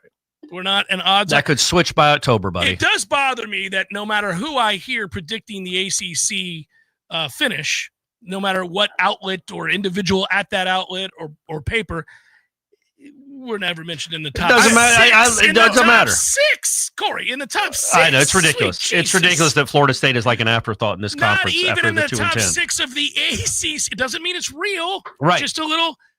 That's a toughie. It also speaks to just the changing face of the sport and the inability of the media and people Or anybody. to grasp it. Because, you have to literally start over with every team to have an idea of what this is going to look like, because every team looks radically different from year to year. Well, think about I doubt Florida is mentioned a lot in SEC winning the SEC or Michigan winning the Big Ten. But, that's Florida's a perfect example, because I think everybody assumes because they finished strong last year when everybody thought they were going to be left for dead as a sign that they've built something for this year. I saw some comments from a guy I know pretty well, Chris Doring, who he's getting killed on Twitter because he made a comment that he doesn't think this Florida team has quite as much talent. And hopefully I'm not misreading it. I caught it quickly on Twitter because I saw people going at him. But he said he doesn't think this Florida team is as talented or as experienced as last year's team, which is interesting because I think most people, the perception is they were going somewhere at the end of last season. They may not have been going somewhere. They may be dropped. Well, so just the quarterback's older. The quarterback's a year older. But the perception is, because the way we've been programmed our whole lives is, man, the way they finished that year, there's going to be hell with that Florida team. Well, maybe not. Maybe not. I do think he's built a pretty good core. They're better on the line of scrimmage than they've been in a long, long time. I like their running back, and that quarterback's good when he's upright, if he can stay healthy. Well, that's a big he threw it for the first time. But, I mean, this week. No, that's what I'm saying. If he's upright, I mean, if he's out, they're going to have a losing season. Just put it that way. They're going to have a losing season if he's out. Matthew writes, I was at the 2023 North Alabama game. Worst feeling I've ever had at a sporting event. So my question is, who starts at quarterback against East Texas and Kent State? I realize Castellanos will need the reps, but after what happened and being so close to it, does Norvell still start him? If so, how long does he play? I think it was Jeff that once said, if you don't learn from history, you're doomed to repeat it. Yeah, I was the first you coined that, much like I coined this. Well, I have the shirt. I have my shirt that says, if you don't learn from history, you're doomed to repeat it, Jeff Cameron. Yeah, that's right. When did you say that? You said it in like 08, 09? I think it was 07, 08. You're right. That season, That season, right you before should get your name at the bottom of it. dash Corey Clark. I will have mine say dash Jeff Cameron. Yeah. It was funny. I wore this to trivia, and we played trivia with a guy that's not into sports at all, or it certainly doesn't watch this show. Have a balanced. And he's like, "Can you tell me why you're wearing a Bible verse on your shirt?" And I had to explain the whole thing to him. He did not think it was funny. Did you tell him it's not a Bible verse? I made it up. I made it up. I coined it. Yeah, they copped it from me in that Bible. Is what there they are did. a lot of people who think Corey's an idiot because of that. They really do. They think that I they don't think you're doing it ironically. Now, I'll be honest. I didn't know it was in the Bible, but I've heard it for 40 years. Everybody had heard it. The whole joke was that it's a cliche. And they've been using it a lot this preseason camp. Like we've heard it probably 5 or 6 times this preseason. We should adapt that. That makes me makes me feel good about the way they're practicing. If they're really sharpening their iron, with iron, with other iron, I mean, come on now. All right. So anyhow, no, you've got to start your quarterback. But the hope is Kevin Sperry or Brock Glenn or a combination, obviously, will be playing the whole second half of each game. But you're still starting Thomas. Yeah, of course. Yeah. You call him Thomas. Yeah, I go with Tommy. I'll go with Tommy. Okay. Right. I just call him Tom. So between the three of us, all right. We got it covered. T-bone. Yeah. Zach writes, what's the more important game in your opinion, Alabama or Virginia? He goes on to say, I'd argue it's Virginia, certainly. The Bama game will be a good barometer, perhaps, to see if this year's team is mentally tougher and plays harder than the last 2 years, than last year. But Bama is a 12-point favorite for a reason. If you lose to 13.5 actually now. Yeah. If you lose to Virginia and are sitting at 2-2 with no good wins, I think that's a wrap, boys. It's probably a wrap for Mike. I mean, he could maybe turn around the next week against Miami. But, yeah, that's what I like. I get it for the momentum of this fan base, for just the psyche of this fan base. Beating Alabama would be incredible. But if you then went and lost to Virginia to end the month, might not mean much. You've pummeled. You've just fallen off the wagon. I think a win over Alabama would probably feel better and mean more, like emotionally. But if you lost to Virginia is way worse than a loss to Alabama, obviously. But what does a loss to Virginia trump the feeling of a win over Alabama? Does it just erase it? I don't think it erases it. No, because look, Alabama's never played in Doe Campbell Stadium. It would be that program. How about this? A win over Virginia and Miami. Does that trump a loss to Alabama? Oh, yeah. Okay. We're with you on that. Burke on Twitter says, so assuming your excitement meter for this year's team was barely above 0 on January 1st, where on a scale of 1 to 11 are you sitting today? Shout out to Spinal Tap. Yeah, they're coming out with a Number sequel, which is out. crazy. It is crazy. 44 years later. We were just doing the numbers game. All right. So where's your excitement level? I mean, that's a good question. It is, I guess, because you could also, he could be asking. I'm grading out a curve. Yeah, he could be asking you based on the talent that you think they have and the season you believe they're going to have, or based on the fact that you just love college football and it's back. I mean, I think they're going to be an interesting team. Yeah, can we use decimals? Oh, yeah. I feel like I'm a solid 7.5. So you're an 8. You want to stay at 7.5. 7.4. Okay. I would say I'm out of an 11. Yeah. No, okay, not out of a 10. 7.5. Yeah, I would say I'm right there. I'm about an 8. I think it could be a fun offense. I'm genuinely interested in Deuce and Boggs and Castellanos. I like watching that guy run around. And then Cromaw. They get me excited. Cromaw's got me very excited. So I think, and if they're good, if they're decent to good, it could be a fun season because it is a fun schedule. I think. I mean, there's some fun games on that. So schedule. Corey, I can't, because I'm trying to get a read here and it doesn't work because I would tell you, like, you and I share our favorite movie is Michael Clayton. Yeah, it's mine too. So I've always wanted. So that's one of mine. Mine's Titanic. All right. I know. I mean, I touched you to the bone. So the problem is that you would put that as an 11. So would I. I'm trying to think of a movie that we both like, and what would you rate it? But it can't be an all-timer. But I think this is where I say you grading on a curve because if this was in the middle of the 90s, it would not be an 8. This roster, middle of the 90s, this would not be a no. Right. That's what I'm saying. But coming out last year, I'd be like, what are we doing? Man, what happened? Eyes wide shut. Eyes wide shut. That's so you where a 6? About an 8. I eat out of an 11. 8 out of 11 now. So like a 7.1 out of 10. I say some interesting stuff in Eyes Wide Shut. Okay. Yeah. It's well down the rung of the movies. Yeah. No, this isn't 1999. This isn't a Michael Clayton, but I think the unknown is fun. I wrestle with this question, believe it or not, because on the one hand, I love college football. I love Florida State. Can't wait for it all to start. I'm ready to go, and I do think that they're going to be competent. They're going to play hard, and they're going to do some of the stupid things that made them unwatchable a year ago. I also don't think they're going to win this first game, and I think they're probably going to lose 3-4 in a season, and that's disappointing for me as a Nole. I think that the standard is so much higher than that, and yet I understand the reality of our situation. So I 7. Yeah, we're all about there. We're all about there. 7. You're 7.1. I'm a 7.9. I'll be adding points on a scale of an 11. Scale 1 to 11, though, for sure. Yeah, just make 11. sure. Yeah. And that's the scale we're going to use to judge our excitement moving forward. Is 11. As we should. It's a tough one, guys. Greg says, I'm hearing lots about freshmen and potential playing time. How much of this is dead weight by the upperclassmen versus really talented group of freshmen? That's a tough juxtaposition. So we've been trying to get the answer to that question. Are the Desir twins going to play? I think they're going to play. Mandrell? Mandrell's the one, apparently. Well, I made Norvell clarify which one was ahead of the other, and he did say Mandrell's name first. But, yeah, that's another thing. It's like it's a bummer about Kevin Wynn because that's a big bummer. But not even like what does he play? 10, 12 snaps against Alabama, maybe. But those next two games, man, he could have gotten so much experience. Whoa. Let's clarify things here. You don't think he's going to be available for week 2, week 3? Oh, I don't know. Yeah, but it sounded like it might stretch for a while. But he was talking after just talking about somebody who is definitely going to be available. Yeah, he's not out for the year. I just want him to be available for those next 2 games. Yeah, it just may have been that, hey, Squirrel's definitely going to be back for practice this week for preparation. This guy may not be. But I just think Kevin Wynn by November could be a really big part of this defense. And I want him to get as many reps as possible. And it's a bummer that he's out for however long he's out. Let's hope he's just out for this game. If at all. I was hoping he was not going to be out for the Alabama game. It's just the way he talked about him. It's just the way he talked about him sounded like it might extend his stretch is what he said. I just think it was compared to a guy who's going to be back this week. Yeah. But either way, like the comparison always used for something like this is Rashad Green barely got on the field his freshman year, that first game. And then he caught, maybe he didn't. Maybe it was the first game. I don't remember. He caught a touchdown in the fourth quarter from Clint Trickett. And then the next game, he made a big play against Charleston Southern or something.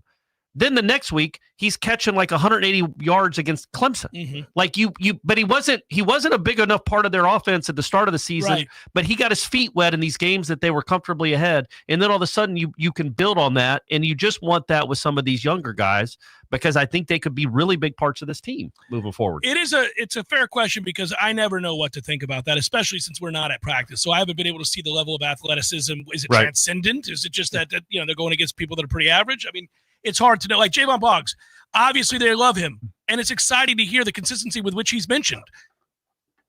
I don't know what he's going against. I think he'd be fine in any situation. I don't think he's not a scenario where he's only third because they don't have anybody else. I think he's legitimate. He would be a legitimate player no matter what. I think the Desir twins, I think, are a question about. Yeah, not necessarily, because I don't expect them to be huge impact players. But I do think they're going to be in the rotation because they're going to play hard and they've got decent size, certainly for freshmen. So it's a combination of both. Like if this was, again, even in the 2000s, I don't think they're in the rotation right away, but they need them. So I think it's a combination. Most of them, I don't think any of them are situations where they're only getting mentioned because everybody else stinks. There's probably some of both. Austin wants to know, is it Lavalley or Lavalley? Lavalley, I believe. Okay, so Lavalley. Is Caleb Lavalley going to be a contributor for this team this year? I mean, I think he's been limited. That's the we frustrating don't think part. we know. But just said it yesterday. So he's been limited. He's been hurt. He's been hurt. And I do think anytime we say limited, folks, it means hurt. He's hurt. He's missed time due to injury. Yes. And it's unfortunate because I think they did think he had a chance to have an impact. And maybe, but do we know the extent? Do we get a sense? I don't know the full duration. I just know he's not in the plans right now. And where it's important is, I don't think they ever thought he was going to be a starter this season. And I don't know that, I think he would have been pushing in that 4, 5, 6 range where you've got Blake Nicholson, Stephon Thompson. And right now that 6th guy might be AJ Cottrell or might be a freshman or redshirt freshman. He would have been in that group, that second group. I don't think he was beating out. But I do think Papucha said that we're getting him back this week, and that's going to be good for him. So if he said they're getting him back, so maybe by the time the game starts, he could be in that rotation. Yeah, man, I think he's in that second group. I don't know that he's going to push for starting. Trailer Swift writes, "Gents, hope you were well and happy to start, and a happy start to college football week. What percentage of the crowd do you think will be Gumps? And is there any way? Oh, the annual running to the Gumps was the best. Yeah. Is there any way we can get them racing pregame? Tire them out. They're going to handle that heat. Ooh, I miss. So the fan days are no more. Are they gone for good? Yeah. I don't know if anybody does them, but Florida State hasn't in a long time. But I don't know if they do either. God, I was stuck going to fan day every year when I worked at Clear Channel. I'd have to be over there in the Civic Center. And I wish they'd bring them back. Nope. I wish they'd bring them back. Bring back fan day. Yeah, what's the matter with you guys? Baseball still does it? Only for Alabama, and I want them to run through the tunnel. We used to get breaking news there. The captains would be announced. Yes. And sometimes the motto would be unveiled there. The motto was. So there's what is it seat now? 70-ish? No, the stadium? 60. It's under 70. So is it? Do you think 10 for Alabama fans?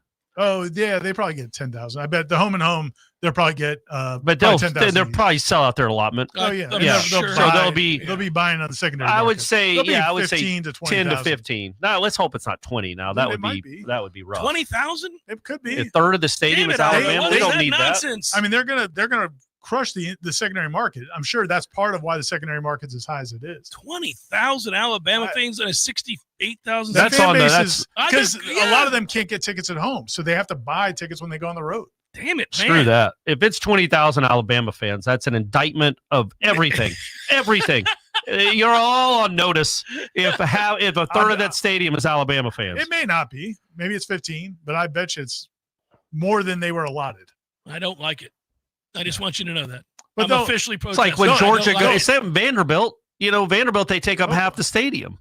They'll at least feel comfortable because they'll be on the other side with the bad bathrooms. There you go. They won't have the cup holder in their bathroom. The luxury, no. They'll What pee. could you imagine if they came over to the west side? Well, they'd be like, "What is this? Then what kind of life is What this? kind of luxury is this? They are lavish."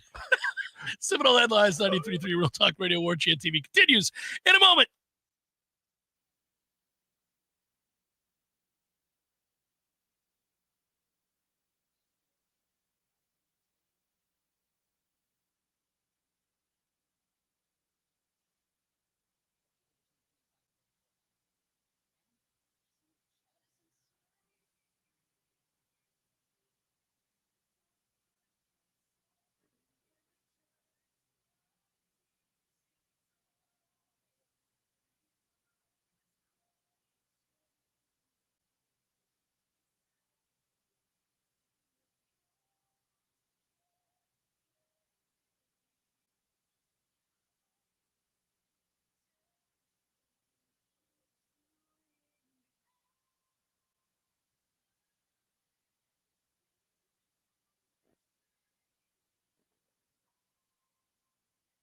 I'll never forget that moment. As long as I live. As long as I live. My first call-up ever as a member of the National Guard. When we got to the armory, they briefed us on the wildfires. They were getting dangerously close to homes. Helicopters were going out to drop water on the fires. Guys in the unit were preparing for firefighting with local fire crews. At that moment, I got my first taste of just how important the Guard is to my community. See how the Guard can be an important part of your life at nationalguard.com. Sponsored by the Florida National Guard. Aired by the Florida Association of Broadcasters and this station.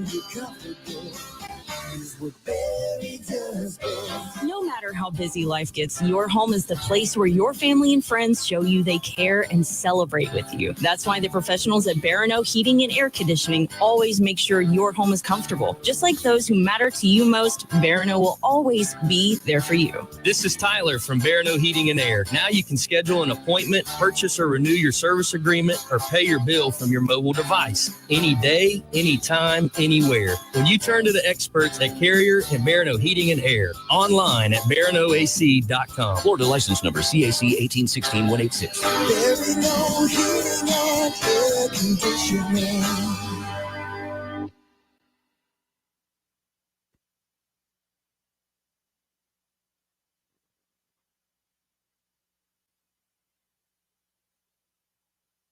Seminole Headlines returns now. Head to YouTube and search for Warchant TV today to catch the show live or on demand. Now, here's Jeff Cameron, Ira Schofel, and Corey Clark. Fellas, I could use a Tabello. Got some technical, issues, technical issues. I told Corey, I felt like you were trying to get the Apollo back home. The way it was, all the conversations going on there during the breaks. It's a lot of heavy lifting. Real quick, before we get to DeVello. Well, I want a Tabello. Y'all know we never landed on the moon, right? Anyway, before we get to Tabello, got breaking news from Ben the Sausage Guy. Woo! You scared me. I thought you were about to tell me somebody's out for the year. The weekend of the Alabama game. Bam! From Thursday through Sunday, Costco is going to be carrying registered sausage. That's all you need to know. And listen, you know what you got to do, because apparently how it goes is going to determine whether or run. not It's a trial run. So, guys, there better not be one sausage link left in Costco weekend of the Alabama game. Thursday to Sunday. Take your ass to the Costco Thursday. Load up. You got freezers. Everybody's got freezers. Dang right. I got an ice box. Freezers. I got an ice box and a freezer. The Gumps, they can have some. They can come get some. They can, but they're not here yet. When they get close, they may be rolling in Thursday with their tractors. Go get your registers from Costco that week. I didn't mean tractor. I meant trailer. Either way, they're going to roll in. Some tractors are nice. Yeah. Tavella's still reeling in just basking in the glow of their big win victory last week. Huge win. They're not going through a transition the way Florida State is. They just win every week the way we did in the 90s. Also, it's a dynasty run. Yeah. Dynastic. Yeah, they're not changing their expectations. No. They're not living in their reality. And they're not changing their logo either. They're going to stick with it. Yeah. That's where it all went wrong. That's where it all went south. Kim, listen, Kim's having a minor surgery tomorrow. Oh, not putting it's minor, real minor, but this is I'm just telling you. Yeah. She minor surgery. Some Tavello afterwards? Well, so they have one of their events the next night, one of those craft events at Tavello on Wednesday evening. And we're talking about fresh out of surgery, or I guess it's on Thursday evening.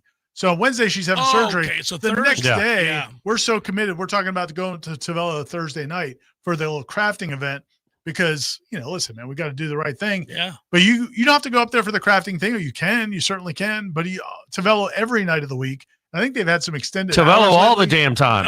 That's a shirt. Yeah. Go up into Thomasville. It's a quick drive from Tallahassee up into South Georgia. They've got the tap room there, the wide variety. You can do a flight, test out all the different varieties. We love the coffee blonde, the morning ride, but they've got the IPAs, they've got the stouts, they've got all the lager, a little light lager. Oh, yeah, the lager. You got Rose City lager. Yeah. Delicious. So FSU alum 04 says, is Doak finished? He said some people have raved about what they've seen, but is it finished? As in, like, it's ready to go for a game tomorrow? Define finished. No, of course. They're peeling up the field. You mean that wasn't planned? I don't know. It's kind of came out of nowhere. Yeah, sure seems like it. Ira, let's delicately talk about this. At one point, I know somebody in an official capacity told us they were a month ahead of schedule. That's clearly not the case. The football season's knocking. I forgot what the word they used. So when Michael Alford, the athletic director, spoke to the board of trustees back in, I think, maybe February or March, and he said that they were ahead of schedule. He also had the chart up that said it would be finished, I think, by the end of July. July, yes. But then I think I swear to God, I'm just being funny here. It's August 19th. Just being funny. I'm not even being funny here. I think there was an asterisk that said or it said some parentheses. I forgot what the word was. It was substantially finished or something like that. So I think they're substantially finished. I think it's ready. Big stuff. The game is going to happen. Regardless. People will be there. It's all going down. But yeah, I guess on Saturday when they had the preview event, there were certain areas people couldn't go into because they weren't finished. So, substantially it was finished. So I think we're going to be there. There's a game is going to be played. Whether or not it's going to be completely finished, we'll have to see. By the way, the concourse looks incredible. Like they really did. I didn't even know that was a thing. Like they did a great job, and that is a really neat. And that IPF or whatever the football facility, when it's all completed, I think is really going to be. It's also not even close to being. I mean, right, but it will maybe. When it is, it will be a next year. Well, there's been a change in the workforce, it appears, but a point of it's been a point of pride. Rounding up the workforce, shipping them off was a good idea. We don't know. Maybe not. Anyway, but I do think there will be a point of pride. I think there really will be a point of pride with a lot of Florida State fans when they walk into that stadium and when they see that, especially the stadium. So for the 26th but season, the facility, well, the stadium this year, the cup holders in the urinals. I mean, they did a nice job. Like I want to give credit where it's due. Yeah, it is awesome. Everybody I talked to that went. And we don't, I know Jeff goes into the stadium. We don't get to go into the bowels of the stadium. We could. You could. Well, we don't because our seats aren't there is what I'm saying. But the people that actually pay money to go in that stadium, I feel like they genuinely seemed like, okay, the money maybe not well spent because nobody likes to spend a lot of money, but it looks really good. The return on the investment is something that can fill them with a little bit of pride because it is a really nice looking concourse of the stadium. It is awesome. I love the big arrow. That's cool. You getting kickbacks? What's going on? No, I'm just saying. Listen, we all see the world. I'm just saying, I'm a man of the people. Over here, I'm a man of the people. He's beating the But yeah, we'll here. see when the football facility's done. Scott wants to know, fellas, will someone like Roy Dell be able to provide any insight on Ty Simpson? I mean, he took handoffs from him in this epic win against USF. Apparently, I think Roydell had like 140 yards in that game in the Ty Simpson USF game that they scored 10 whole points until the final 10 seconds of the game. And then they dropped like 30 more. Ty doesn't have Roydell to save him now. That's right. It's a good point. Or Malik Benson was on that team too. Yeah. He's just got Ryan Williams. That guy's ever? He's never played in Doak. Yeah, one catch for 8 yards from Malik. Probably not even that. They only had 5 completions as a team. I don't think he's gonna. I don't know what you could provide that the defenders that Tony White can't see on tape or. Maybe there is a sense that we always talked about Ty that if you got pressure on him, he doesn't see it well. He would get rid of the ball quick. He won't get rid of the ball quick if his first read's not open. That's what the coaches were always complaining to him about, is he held it. Whatever that might, he could offer some insight there into what the complaints were from the coaches about him. This is hilarious. So this guy writes this question. His name is Big Hoss Locks. Last year, April 24th, I saw Adam Fuller at the West Shore Mall in Tampa.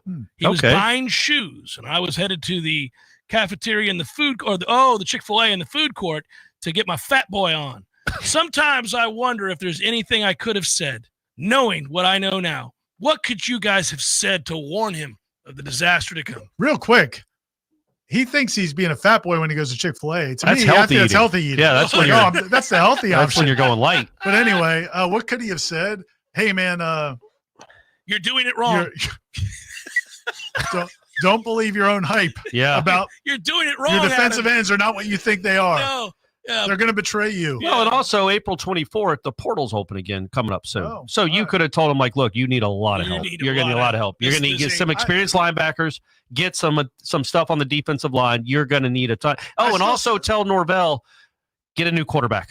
I still say this. If you want a job, get a new quarterback. I still say this. I went back and watched our wrap because I was curious. I was like, what did we say after the Memphis game? Like what? Oh, after the Memphis game. Yeah. So I went back and watched. By the way, DJU was not the reason they went 2-10. I'm just saying they needed a more mobile quarterback for that offensive line. But I went back and watched our wrap after the Memphis game, and because I was curious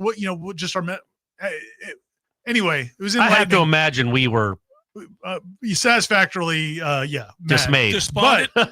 But even at that point, we were still saying, the defense isn't the problem. So I really think our views, wasn't. And that's what I'm saying. So our views of that defense last year, and especially maybe even Adam Fuller, are skewed because of the fact they fell apart. They fell apart because the offense was so terrible. The defense was not the problem with that team early in the year. No, it was not the problem. Right. Yeah, but it was a problem. It wasn't great. But the offense scored 12 points. That's and then 13 points. Listen, the main problem was the offense. And it got worse and worse and worse because of that. Yeah. But also, that is not to excuse Adam's tenure here. He had some good moments when he had 10 NFL guys on the one side. But I just don't want to give him You're right. No, I'm with you. But the offense was a disaster. And that's why I mean, look, man, they lost 20-12 to Memphis. They scored 13 against Boston College. They scored 20, and then they just kept getting worse and worse. So to that end, Tony, they scored 14 against Cal and won though because of Adam Fuller's defense. Adam Fuller is the reason they got their ACC win. Josh Farmer's the reason they won that game. But hey, Adam Fuller recruited. It is crazy that because Cal put up points against a bunch of other teams, Miami included. But Florida State's defense just throttled them. They're throttled them. Well, they couldn't block Josh Farmer. They really couldn't. The whole D line, but definitely something. Josh Farmer. Tony writes, "Afternoon, gentlemen. What do you believe the record in 2024 would have been with this coaching staff?" So the theory there, though, I think, is there's no way Gus Malzahn brings DJU in to be his quarterback, knowing that offensive line. So that if you're saying this coaching staff with the same personnel, it wouldn't have been a ton. Gus wouldn't have taken the job. Yeah, he would have. But even if he had known that the offensive line, was good, he wouldn't have done it. He would not have brought him in. I was talking about. But even if he had for Gus's offense, even if Gus Malzahn took the job in May and the roster was the roster, I'm confident that by the second quarter of the Boston College game, he's like, we're going Wildcat. I can't do this anymore. We're going to figure out a way to move the ball. Toafili, warm up your arm. You might have to throw some. Cam Davis, but we're going Wildcat. I'm tired of this. He would have made some adjustment to move the ball and score points. So I do think they beat Duke. It is weird. So 3-9. Because DJ was not as statuesque as he was that season before, and apparently not anymore. Because people that said they watched him in this, he looks thinner and he looks more healthy. You remember we were on this show, and I said it on my show too. I mean, you were going to run that. Well, I was furious. But early before, when they got him, you were excited about him running. Because he could. Yeah. But when we saw him initially at camp, he did not have a sleeve or a brace. Then he had a sleeve, and then he went to a brace. And I said at one point to somebody over there, well, I basically asked, what's the problem? You don't just put on a knee brace out of nowhere, and I got stonewalled. They still want him. DJ at Pro Day wouldn't admit that he was ever hurt. And I know why he wouldn't admit that at Pro Day. But what I'm saying, people saw that season. Why wouldn't they admit? Coaches wouldn't admit that now. Why wouldn't they admit that now? That doesn't make any sense because he was quite obviously hurt. He couldn't move at all. Yeah. But hey, look, he moved a little bit. He enough to chip the bricks. Clint writes, "Hey guys, what impact will Zach Arnett have on Tony White's defense?" I think it's just another voice that's preaching the same thing. Remind people who Zach Arnett is. So Zach Arnett was the defensive coordinator at Mississippi State when Mike Leach passed, and became the interim head coach. But he came up. He played for Tony White in college. He came up in the Rocky Long system. He coached alongside of him earlier in their careers when he was a young assistant coach and Tony was still a pretty young assistant coach in that Rocky Long scheme. So you have another guy who's been a defensive coordinator, but also very, very familiar with this defense. So it's helpful. It's definitely a plus to get him. They got him this summer. Yeah. He was going to be UNLV's defensive coordinator. Something happened. He's not. What do you think happened? There's theories out there. People can Google, but he's not there anymore.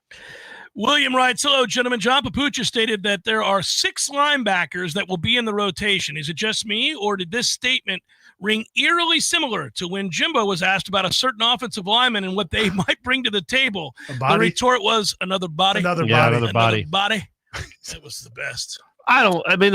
They'll play 5, right? I think 5 is the main rotation. Yeah. And then, and then if Lavali comes back. If he comes back healthy. Now that gets you 6. Or Lavali. Yeah. I don't know. Yeah. I think it's Lavali. Call him the Lamp. Lava Lamp. Yeah. Jeff. That's a good nickname, right? The Lamp. Lava Lamp? Well, just the Lamp. The Lamp. Yeah. That's not a bad one. I don't think he'll like it. I also want to call Weinberg the Lieutenant because that's you, Lieutenant. Who's going to stand on that wall? You, Lieutenant Weinberg from A Few Good Men. 33-year-old reference, but guys, it's an all-time great. You should go watch the movie if you haven't seen it. But the Lieutenant is a cool nickname too, especially for a kicker. Demi Moore in the uniform. Good era. Quality. Good era. I don't know, man. I thought it was a waste. She was in the uniform the whole time. You don't have an imagination, buddy? For that. No. What are we doing? I mean, you can't role play that? Cruz looked pretty good in the uniform too now. Cruz and Nicholson looked good in it. Kiefer wore it well too. Gents, I feel like we haven't heard much about the linebackers. What should we expect out of that group?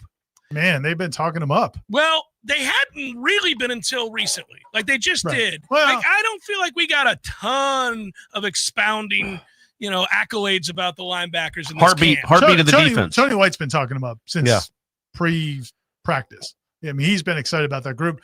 Yeah, I mean, I don't know. Don't take if you haven't heard much about them, it's not because they're not talking them up. They are talking them up. What do you think? Don't you think the way the linebackers play do kind of dictate what kind of defense you are, in the sense if they're catching tackles and falling and not going through blocks, you're going to have a soft defense. Yeah. But if they're flying around, you're going to have a physical, aggressive. Like it kind of is that. Defensive linemen are always defensive linemen. They're trying to get to the quarterback. They're big dudes. The linebackers, I feel like, kind of dictate the physicality of a defense. Yeah, and your safety. Yeah, safety. In the safety play too, right? Yeah, and Earl's going to be that. Earl is, to me, the godsend because we saw very limited, but we saw what he would do when he got an opportunity a year ago. He flew around. He did everything at 1,000 miles per hour, including the wrong thing several times. But I appreciated it because he was at least he was going fast. Yeah. And he was hitting people. In the scrimmage we saw, he was hitting people. He made a lot of tackles at the scrimmage we were at. It helps that you know where the ball's going, and they were very limited. But he made a lot of great plays in that. And I just feel like having somebody who's going to be a catalyst to tackle and be aggressive and come up and trigger. Yeah, man. I mean, last year was the silliest thing I'd ever seen. Guys didn't fight to get off blocks. They caught tackles. Yeah. They caught blocks. Yeah. Well, earlier today, Mike Norvell talked about the safeties. And he talked about KJ Kirkland and Ashlyn Barker and how far they've come. And those are the kind of guys we're talking about. These are guys that played last season, but this is a new scheme, and it sounds like they've taken their game to a different level. We'll have to see. But those are body types you like. I mean, KJ Kirkland is the body type you're looking for. Dude, yeah. Rangy. And Ashland Barker is put together. I mean, those are two dudes. That's my man. I'm so proud And of he him. also I'm said happy. I something. like Barker since he got here. Again, he's like, and Shaheem's kind of coming around. He said Shaheem. Didn't he say like that? Even Shaheem. Even Shaheem. It's like, what in the world, Shaheem? What in the world? Well, he's digging out of a hole. Let's see if go. he gets there. It's a pretty big one. Seminole Headlines, 93.3 Real Talk Radio, Warchant TV continues in a moment. Some men follow the crowd. Others take the long way, the wayward way. At thewaywardgent.com, we've curated the gear, gadgets, and grit every respectable man needs, from the fairway to the fire pit. We've identified the top-rated Amazon finds, so you don't have to. No fluff, just the good stuff. Visit thewaywardgent.com for the man who's not afraid to live a little off course. Thewaywardgent.com. No matter what printing you need to keep your business running, we can help. Hi, Jason Butera here for The Printery. Reduce your stress and give us a call. From new product brochures or posters to yard signs, postcards, even letterhead and envelopes, The Printery sets the standard in personalized service with outstanding results. We offer full-service graphic design and free pickup and delivery. The Printery, home of 36-cent color copies. If it's ink on paper, we've got it covered. Call us today, 877-6418. 877-6418. When you need the plumber quick, how long is an acceptable time to wait? Hey guys, we really need you over here. My toddler just flushed a whole bunch of toys down the toilet and everything, and I mean everything, is backing up. 2 hours? Hey guys, just checking in. The water has reached the hallway now and it's getting pretty deep. Can you get here anytime soon? 4 hours? Hey guys, can you please hurry? Now my wiener dog is doing the backstroke over here and they're not known to be strong swimmers. Hey honey, grab his life jacket. 8 hours? Oh, so now you're here. At M&L Plumbing, you'll never have to wait long for quality, dependable service right when you need it. Our qualified technicians aim to achieve 100% customer satisfaction. And now M&L Plumbing can also be your go-to for all septic tank pump-out services. So the next time you need plumbing work or repairs, think of the name M&L Plumbing. Your local plumbing experts, commercial or residential. Give us a call, 850-575-9393, or online at mnlplumbing.com. M&L Plumbing, for all of your plumbing needs. T-Spark Enterprises, roofing and construction services. T-Spark Construction.com. We conquer all peaks. We fix those dark leaks. Call 850-766-1340. T-Spark Enterprises, roofing and construction services. T-Spark Construction.com. License number CCC 1331204. What makes Paul's Termite and Pest Control the best in North Florida? It's our core values, of course, and they happen to spell Paul's. P, protecting you and your pets from pests and your property from termites. A, accept personal responsibility. At Paul's, we realize it's up to us to get things right and strive to do more than's expected. U, uphold company values. Those values include treating others with respect and understanding we represent Paul's Pest Control on and off the clock. L, look the part. As representatives of this great company, we will always make sure that our image matches the character of Paul's. S, support the team. Every job we do is a total team effort to create a supportive workplace. P, protecting you, your pets, and your property. A, accept personal responsibility. U, uphold company values. L, look the part. S, support the team. Paul's core values. They make us the best. For the elimination of termites and other pests. And a greener lawn, too. Call Paul's. We'll get them all.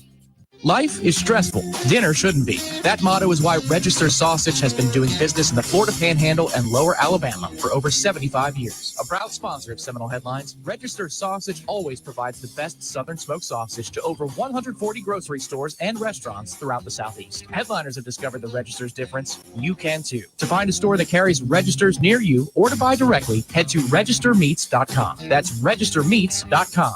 Register Sausage. Yay, sausage! Seminole Headlines returns now. Head to YouTube and search for Warchant TV today to catch the show live or on demand. Now, here's Jeff Cameron, Ira Schofel, and Corey Clark. Interesting question here, guys. And I would have to talk to a Bama insider, and maybe we will this next week heading into the game to get an answer for this, because they have elite talent on the offensive line. So with that backdrop, Jason writes, Milroe was Alabama's leading rusher 5 times last year. Bama rushed for less than 3 yards per attempt in the last 3 games of the season. Now, One of those was against Oklahoma, who had a good defense, and the other was against Michigan, if you count the bowl game, who had a great defense. Just as an aside, what are your thoughts about FSU's chances of slowing down the run? Well, I think this is the game. I think what Jason's asking us is the whole key to the entire game. I think it's everything, because I think that Alabama is going to try to bully Florida State, and we'll see. We have a lot of question marks about the 3-3-5 and what it's going to look like and what's going to happen and how physical. We were just talking about how physical they could be. If I were Alabama, I'd line up and run it a lot for a lot of reasons. I got a new quarterback on the road making his first start in a significant game. But will they be patient with it if the first 3 drives there's a lot of 2nd and 8s? Because Florida, you know what I mean? That'll be interesting. And I want to know, can there be a lot of 2nd and 8s? Yeah. So, I think they're going to test the chin early, and that's exactly what I would do if I were them. They have 2 offensive linemen that get drafted in the first round, one that's projected early second.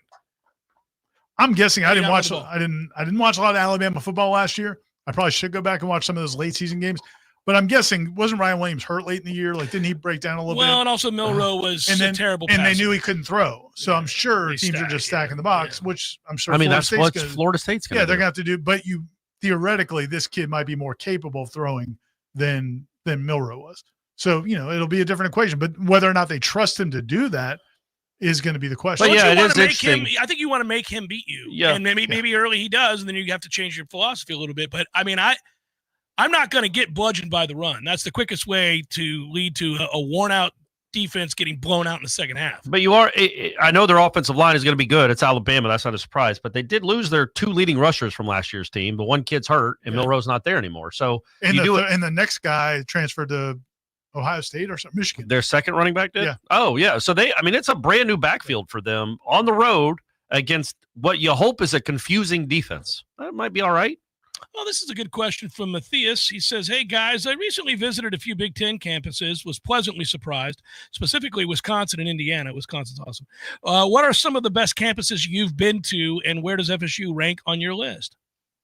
Yeah, there's obviously tons of great campuses. I think UVA's campus is one of the nicest I've been to. Unbelievable. It's a beautiful campus. So pretty. Georgia's nice. I know I'm biased, but Georgia has a really pretty campus. Washington's campus is gorgeous. Notre Dame's is unbelievable. Yeah. You just don't want to go off the campus. Yeah, the city sucks, though. It ruins everything. So does the weather. Yeah. No, there's not a lot. No, South But Bend the sucks. campus itself is pretty. Yes, it is. It is. I think North Carolina's pretty. And Duke, North Carolina, Duke, that area. Yeah, you've got the Gothic stuff at Duke. It's really cool. Virginia's probably number 1 on my list. It's really pretty. If you go there in the fall, Boston College is pretty. It's pretty campus. It's like kind of a smaller Notre Dame. Maybe it's just different, but yeah, it's the pretty. neighborhood surrounding it is snooty, and they will not abide tailgating. It's not Chestnut Hill, I guess, right? Yeah. Well, it's Newton. It's next to Newton. Newton They call it by the Newton. stadium is Newton. Newton. They call That's it Snooten. Yeah, it's. They do not want football fans. They do not want your boy out there drinking beer. They told me. You're not welcome here. I was like, Your kind is not welcome here. You beer drinking, football loving, get out of here. Yeah. And then, man, I don't know if I've seen any Big Ten campuses. Oh, well, I've seen Michigan. That's it, I think. I've been to Indiana, too. I love Ann Arbor as a city, by the way. I've been to IU. I've seen most of the SEC towns, but I haven't seen. They're all pretty. Most college campuses, most Power 4 college campuses are going to be got nice. A pretty campus. I was going to say, it's hard to come up with one that's like not a pretty campus. They're all nice. They're all Power 4. This guy, I don't even know this guy. Power 4. I just love college. Just love college. I'm sure Arizona State's is nice. I would say, probably. I'm biased. I like Oklahoma's campus. I bet Oregon's is nice. Oregon's is nice. No doubt. Yeah. They're all nice. Justin writes, sorry, Ira, but this one's for Jeff and Corey. All right. Yeah, set this one out. Would you rather lose by 35 plus to Alabama, Miami, Clemson, and Florida, or have your sons grow up and become a Texas A&M yell leader? Okay, well, then the first one. Losses? The first one. 100%. There's no scenario. Yeah. It's unbelievable. No. If you showed me a video of Brady as a Texas A&M yell leader, sir, I'd hug you. Yeah, well, I would just hug you and go, That's implying that I would be proud enough to record it and send it to you. Well, you would. You'd have to find a way to lie to yourself. You'd still love them. I mean, they're in good shape. I guess they are in good shape. I'd go, come here. It's not your fault. Yeah, but I would never not blame myself, though. Something went awry, and I would never not blame myself. I would just and so I know neither one of y'all have watched that Netflix thing, but they do like a 8 to 10 minute little insight into those dudes, into the A&M yell leader guys, and it's as uncomfortable as you would think. You don't have a new perspective, you didn't go. You know no, what, man. I get it now. Yeah. No, I'll join the cult. I don't understand why they do it. But mainly I don't understand why they have to be so weird with their arm movements. But they have a reason for them. They do. And it's they're like by doing their this. Classes, I think it's they do this all around. Pew, pew, pew, pew, pew. It's the worst pistol. Those are not the pistols we were talking about. No. With the pistols. Even when they won their last national championship, which I like to remind people is 1939. Yeah. Even the 1939 students were like, "What is this? This is embarrassing. This is a grown man sport." My favorite video is when Jimbo first got there, and that chick walked up to him made and him do the start dance. doing the sway. The sway, yeah. Oh my! And you can see how uncomfortable. And he had the dog in his office. He was just like, "This is what have I done?" Man, I'm about to take 100 million people from these hillbillies. $100 million. Sway, let's sway. Sway away. Gentlemen, in the matchup of quarterbacks, Castellanos versus Simpson, who finishes with more rushing yards, passing yards, touchdowns, turnovers, times sacked? That's Good a lot. God, every single That's statistic. every stat. Completions. Look, man, I think you got the advantage there. We'll see. I just think we know that Castellanos has an exceptional elite trait. We don't know anything about Simpson. I think he was rated as a dual threat quarterback coming out, so he can move. He can run. He can't move like Milroe or Castellanos, though. No. That's a different level. And he's completed 5 legitimate passes in his career. So we'll see. He might be awesome, but going in, I'll be honest with you, man. Even if you listen to the practice reports, and we do this with you. I mean, you guys, Jeff and Tom, do this deciphering the coaches' language all the time in practice. Translates, Yeah, the translates. When you're reading what DeBoer is saying about Alabama, it's always took care of the football and like lately in practice, and he's also hit some big plays. Game manager is what you're going with. I mean, that's the best reading of what they say about him is he takes care of the football. Yeah. There's not a lot of this guy. There also there doesn't seem to be any scenario where he's going to be awesome. Maybe he's awesome in this game, but for the season, because in college football in 2025, awesome quarterbacks don't start playing until they're a redshirt junior. Well, and sit behind Jalen Miller. Yeah, that's the he more couldn't even important unseat point. him. They were clearly going the wrong direction, and they had to go back to him because they had no other answer. Yeah, if you as a passer can't unseat Milroe, that's a bit of an issue. Yeah. So that's, you've got to fight. You got a fighting chance. But again, it would have been like if Tommy was here and Tate was running the offense. And Tommy couldn't beat Tate out. That would be the same. Because at least Tommy can do something. Yeah, the thing I worry about is that if they're able to run the ball, he doesn't have to be any good at all to have success. Like if you're able to run if they run the ball well, then they're going to get some one-on-ones and they have elite receivers. You can beat Ken Dorsey in that just situation. Throw the thing up and let a guy go make a play. Hello, guys. ChatGPT had us losing 4 of our tough games this season. We all know you guys are collectively smarter than AI. Yeah. So tell us why that is not so. Well, I have us losing to Alabama. I have us losing to Clemson. So it's going to be one of the other two. We have no idea what the Florida team's going to look like at the end of the year. We're too far removed. We don't know what will be. So the game that you want to circle is the Miami home game here, who I do think you can beat. Yeah. Miami's got more talent, and they'll be favored in that game in all likelihood. But I still think that game being here and the opportunity, obviously, to grow up before you play it, I think Florida State could win that one. That's the one I would circle. Mario's still the head coach. He's still the head coach, and he has a way of losing games he ought not and doing really buffoonish things on game day. So that's the one, right? Is that the one we circle? Yep. And what's Carson Beck number 1? Isn't it crazy? Like Georgia, even through all this greatness, they haven't. Who was their best quarterback they've had through this run? The Bennett, walk-on. And who wasn't great. Dude, Spurrier's comment was the best about that. You're like, you don't need a great quarterback to win a national championship. Stetson Bennett. Yeah. Well, sure. And then this year, that's Gunnar Stockton as their starting quarterback. I think it's they do, but it's not like he's set the world on fire. He's like, yeah, man, I'll let you guys all fight over these quarterbacks. I'm going to fight over the linemen. Yeah, I get the linemen, the linebackers. This is a lot more fun to coach. Say goodbye, boys. Peace out, guys. Next week's game week. Everybody. Next week is game week. Peace.